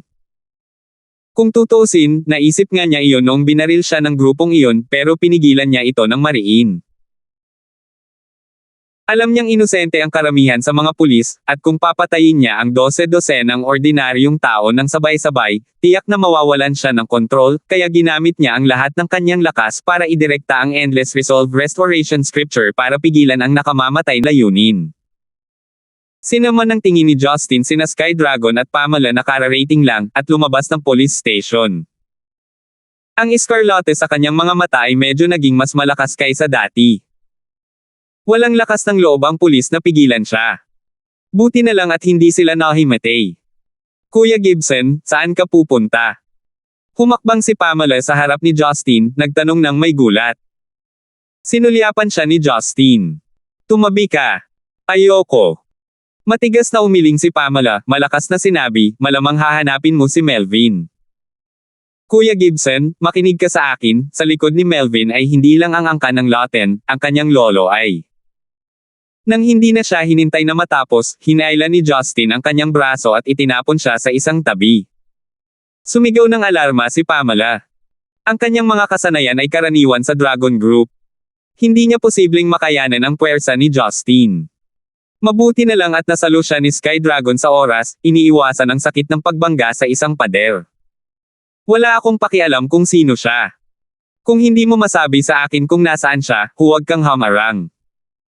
Huwag mong isipin na dahil lang sa kilala kita, ililibre kita. Isang malamig na linya ang ibinato ni Justin at nagpatuloy sa paglalakad palabas. Malakas na sasabihin ni Pamela ang isang bagay, ngunit napigilan ni Sky Dragon na umiling ng malakas. Huwag ka nang magsalita ng kung ano-ano, hindi siya makikinig. Hindi mo ba nakita ang kanyang mga mata, malapit na talaga siyang pumatay ng tao. Kung gayon, ano ang gagawin natin? Kung may mangyari kay Melvin, ang buong Central City ay maggugulo. Nag-aalalang sabi ni Pamela. Bumantong hininga si Sky Dragon. Stabilize muna ang sitwasyon. Anyway, sinabihan na namin si Melvin na sumakay sa eroplano o tren, basta't mabilis siyang makatakas kay Stonegate papuntang Central City. Kung hindi, sino ang makakapigil sa pumapatay na Diyos na iyon? Kinagat ni Pamela ang kanyang labi nang walang magawa, alam na wala silang kapangyarihan, at mapait na sinabi, kasalanan lahat ito ni Melvin. Galit na galit ako. Nang makita ang galit ng kanyang asawa, napailing na lamang si Sky Dragon sa isang matapang na ngiti. Pagtingin sa mga nakabukakang pulis sa gilid, sumakit na naman ang ulo niya. Ang balita tungkol sa hindi kinaugalian na karakter na nasaksihan ng mga taong ito ay hindi dapat ilabas. Ang Red Flame Iron Brigade ay kailangang maglinis pagkatapos ni Justin. Sa ibang lugar, habang si Justin ay patungo sa exit, kinuha niya ang kanyang telepono. Natural, tatawagan niya ang pinuno ng Sea Eagles, Moran. Habang patapos na ang pagsasanay para sa Dragon Group recruit, dinala ni Moran ang isa pang miyembro, si Fanny, pabalik sa pansamantalang base sa Stonegate. Ang huling ilang paksa para sa Dragon Recruit Group ay hindi nangangailangan ng mga instruktor ng tunay na labanan, kaya tapos na ang kanilang trabaho. Kamahalan Pluto, ano ang iyong mga utos? Alam ni Moran na maagang nakabalik si Justin sa Stonegate, sinabi na ni Sauron sa mga miyembro ng Sea Eagle sa buong mundo ang tungkol sa nangyari sa Europe. Si Moran at ang iba pa ay nasasabik pa rin sa mga pagpatay sa kanilang idolo, at naging mas debosyon nang matanggap niya ang tawag ni Justin. Diretso ang sinabi ni Justin sa punto, at malamig na sinabi, tulungan akong malaman ang lahat ng nalalaman mo tungkol sa isang taong nagngangalang Melvin, mga 30 taong gulang, siya ay opisyal ng reception. Gusto kong malaman ang kanyang partikular na lokasyon. Mayroon kang 3 minuto. Oo, lang ang sinabi ni Moran, at agad na ibinaba ang tawag. Sa puntong ito, si Rebecca, Joyce, at ang iba pa ay sumugod mula sa pinto. Alam din ng guard sa pinto na may nangyari at hindi na sila mapipigilan. Nakita ni Rebecca na si Justin ay maayos at walang sugat, at kumalma kaagad. Sumugod siya upang yakapin si Justin ng maluhaluhang sinabi, Justin, anong nangyari? Hindi ka nila ginawang masama, di ba? Ano ang meron sa putok ng baril? Nagbigay din ng masayang buntong hininga si Joyce. Bagamat alam niyang hindi karaniwan si Justin at may mahusay na mga kasanayan, nag-aalala pa rin siya. Nang makitang ayos na siya, medyo nabawasan ang pagkakasala niya. Lumambot ang puso ni Justin, at bahagyang nawala ang pamumula ng kanyang mga mata. Ang pag-aalala na mayroon siya para sa kanyang pamilya at kasintahan ay isang bagay na nagpapanatili sa kanya ng grounded. Para sa taos-pusong manliligaw na ito na siya ay nanatili sa Stonegate anuman ang gulo, kahit na siya ay mahigpit na binabantayan, kahit na hindi siya maaaring magdulot ng gulo tulad noong siya ay nasa ibang bansa, na damanak ang dugo sa anumang labanan. Gayunpaman, sa sandaling ito ng init, tumigas din ang kanyang hangarin na pumatay. Tama, para sa aking pamilya at kasintahan, ang mga banta tulad ni Melvin ay kailangang mamatay. Joyce, iuwi mo na ang nanay ko, may mga bagay akong dapat harapin. Lumingon si Justin at kinausap siya. Nanatiling blanko si Joyce, hindi alam kung ano ang ibig niyang sabihin. Justin, ikaw. Anong gagawin mo? Naramdaman ni Rebecca na may nangyari, at nagmamadaling sinabi, anak, mangyaring huwag magmadali, alam kong hindi mo ito paninindigan, at mayroon kang makapangyarihang mga kasanayan, ngunit ang pakikitungo kay Melvin ay hindi magiging ganoon kasimple. Ang kanyang lolo ay isang tao na kahit na ang iyong lolo ay maaaring hindi kayang tiisin. Ngumiti si Justin. Wala akong pakialam kung sino siya o ang kanyang lolo.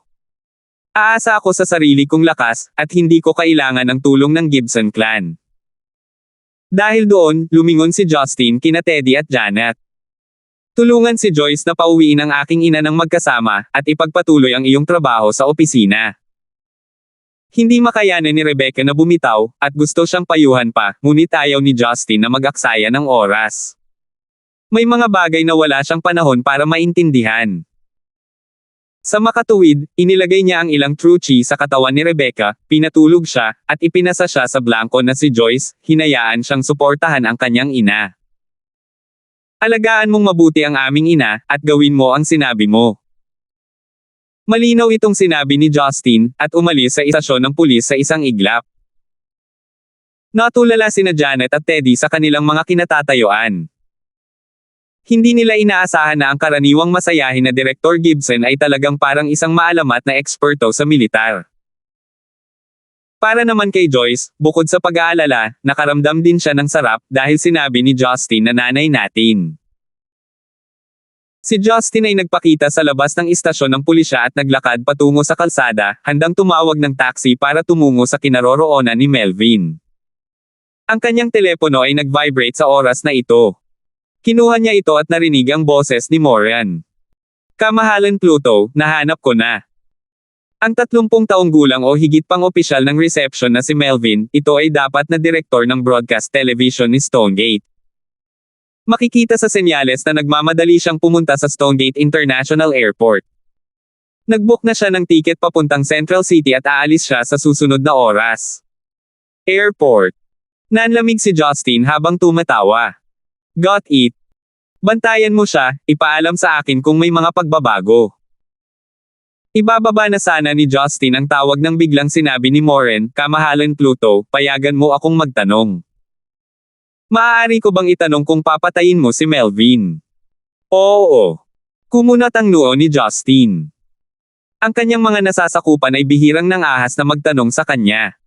Ano ang nangyari kay Moran? Parang nahihirapan si Moran. Mangyaring payagan akong maging malupit na tapat sa isang pagkakataon. Ito ay magiging sanhi ng pananatili ng iyong kamahalan Pluto sa China. Lubhang nakapipinsala. Pinaikit ni Justin ang kanyang mga mata. Anong gusto mong sabihin? Nagmamadali ako. Idiniin ni Moran ang kanyang swerte.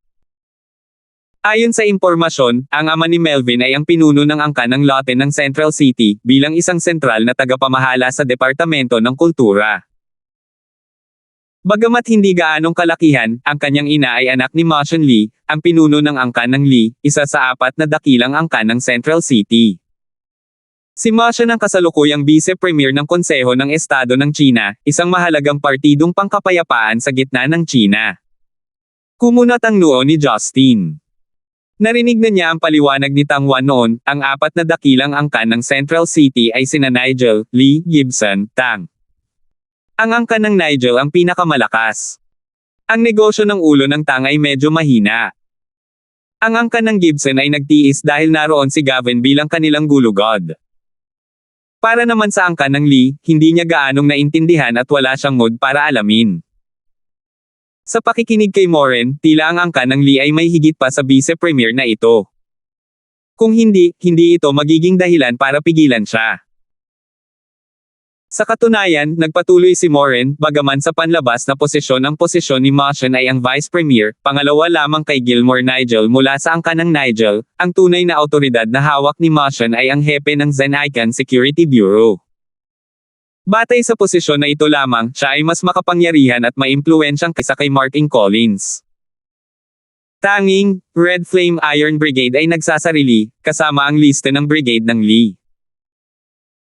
Si Braden mula sa angkan ng Yan, na bumubuo sa Central City King Duo, ay may kontrol sa 2/3 ng pinakapiling mga espesyal na puwersa ng Zeneca. Nakikinig sa patuloy na pagsasalaysay ni Moren, si Justin sa wakas ay naantig ng kaunti, at naging solemn na ang kanyang mukha. Chief of Security Bureau.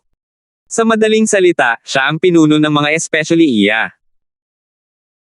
Ang pinaka-nakakatakot na bahagi ng mga lugar tulad ng Security Bureau ay wala sa kapangyarihan nitong makipaglaban, ngunit ang impormasyong hawak nila na maaaring magpabagsak sa isang tao sa mismong kinatatayuan nila.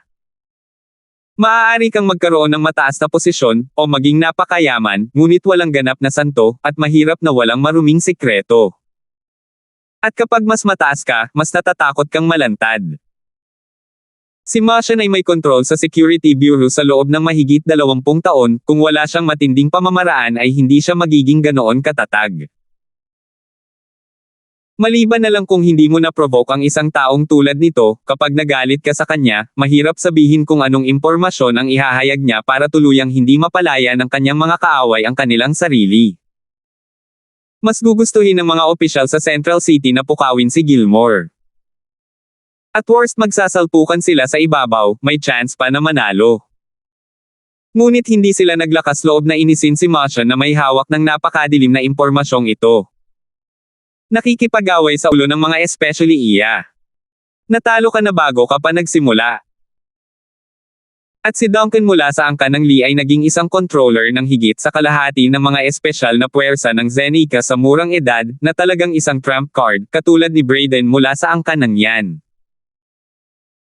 Ang isa bilang isang batang nangungunang talento ng siyentipikong pananaliksik, ang isa ay ang batang pinuno ng mga espesyal na puwersa, kaya magkasama sila ang King Duo.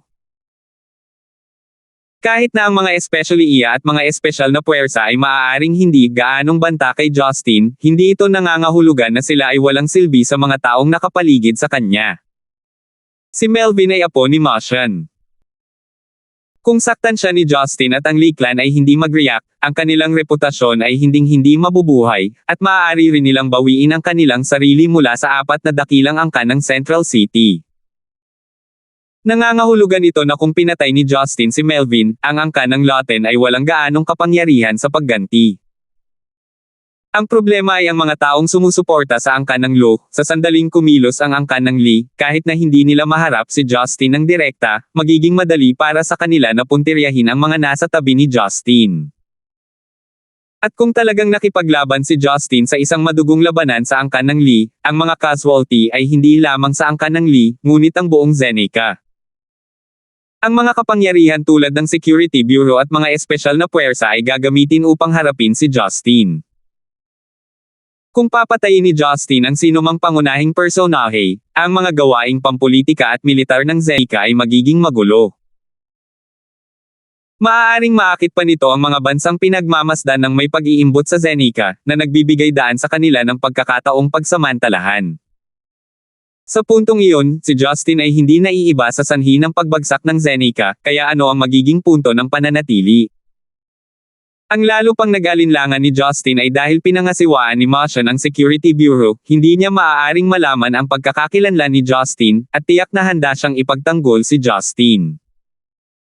Kung bigla siyang gumawa ng hakbang, at ang matataas na antas ng China ay magulo, na magdulot ng panganib sa bansa, sino ang magsasabing ang mga taga-Hongmeng ay hindi na muling magpapakita upang patatagin ang sitwasyon? Iyon ang tunay na nakakamot sa ulo. Hindi nakapagtataka na sinabi ni Rebecca na ito ay isang tao na kahit si Gavin ay maaaring hindi kayang sugpuin. Ang pares ng lolo-apo ng Lee clan ay hindi dapat hinahamak. Kahit na gustong umatake ni Justin, dapat ay may komprehensibong pamamaraan siya. Maya-maya lang ay tumakbo ang 3 jeep ng militar mula sa kalsada patungo sa kinatatayuan ni Justin. Sa isang iglap ay nagpreno sila sa harap ni Justin. Bumaba sa mga jeep ang ilang mabigat na hukbong militar at pumila sa harap ni Justin. Mula sa gitnang jeep ay bumaba ang isang matibay at matuwid na lalaki, sino pa kaya ito kung hindi si Parley? Salamat po at sinamahan ninyo ako, ingat lagi mga master.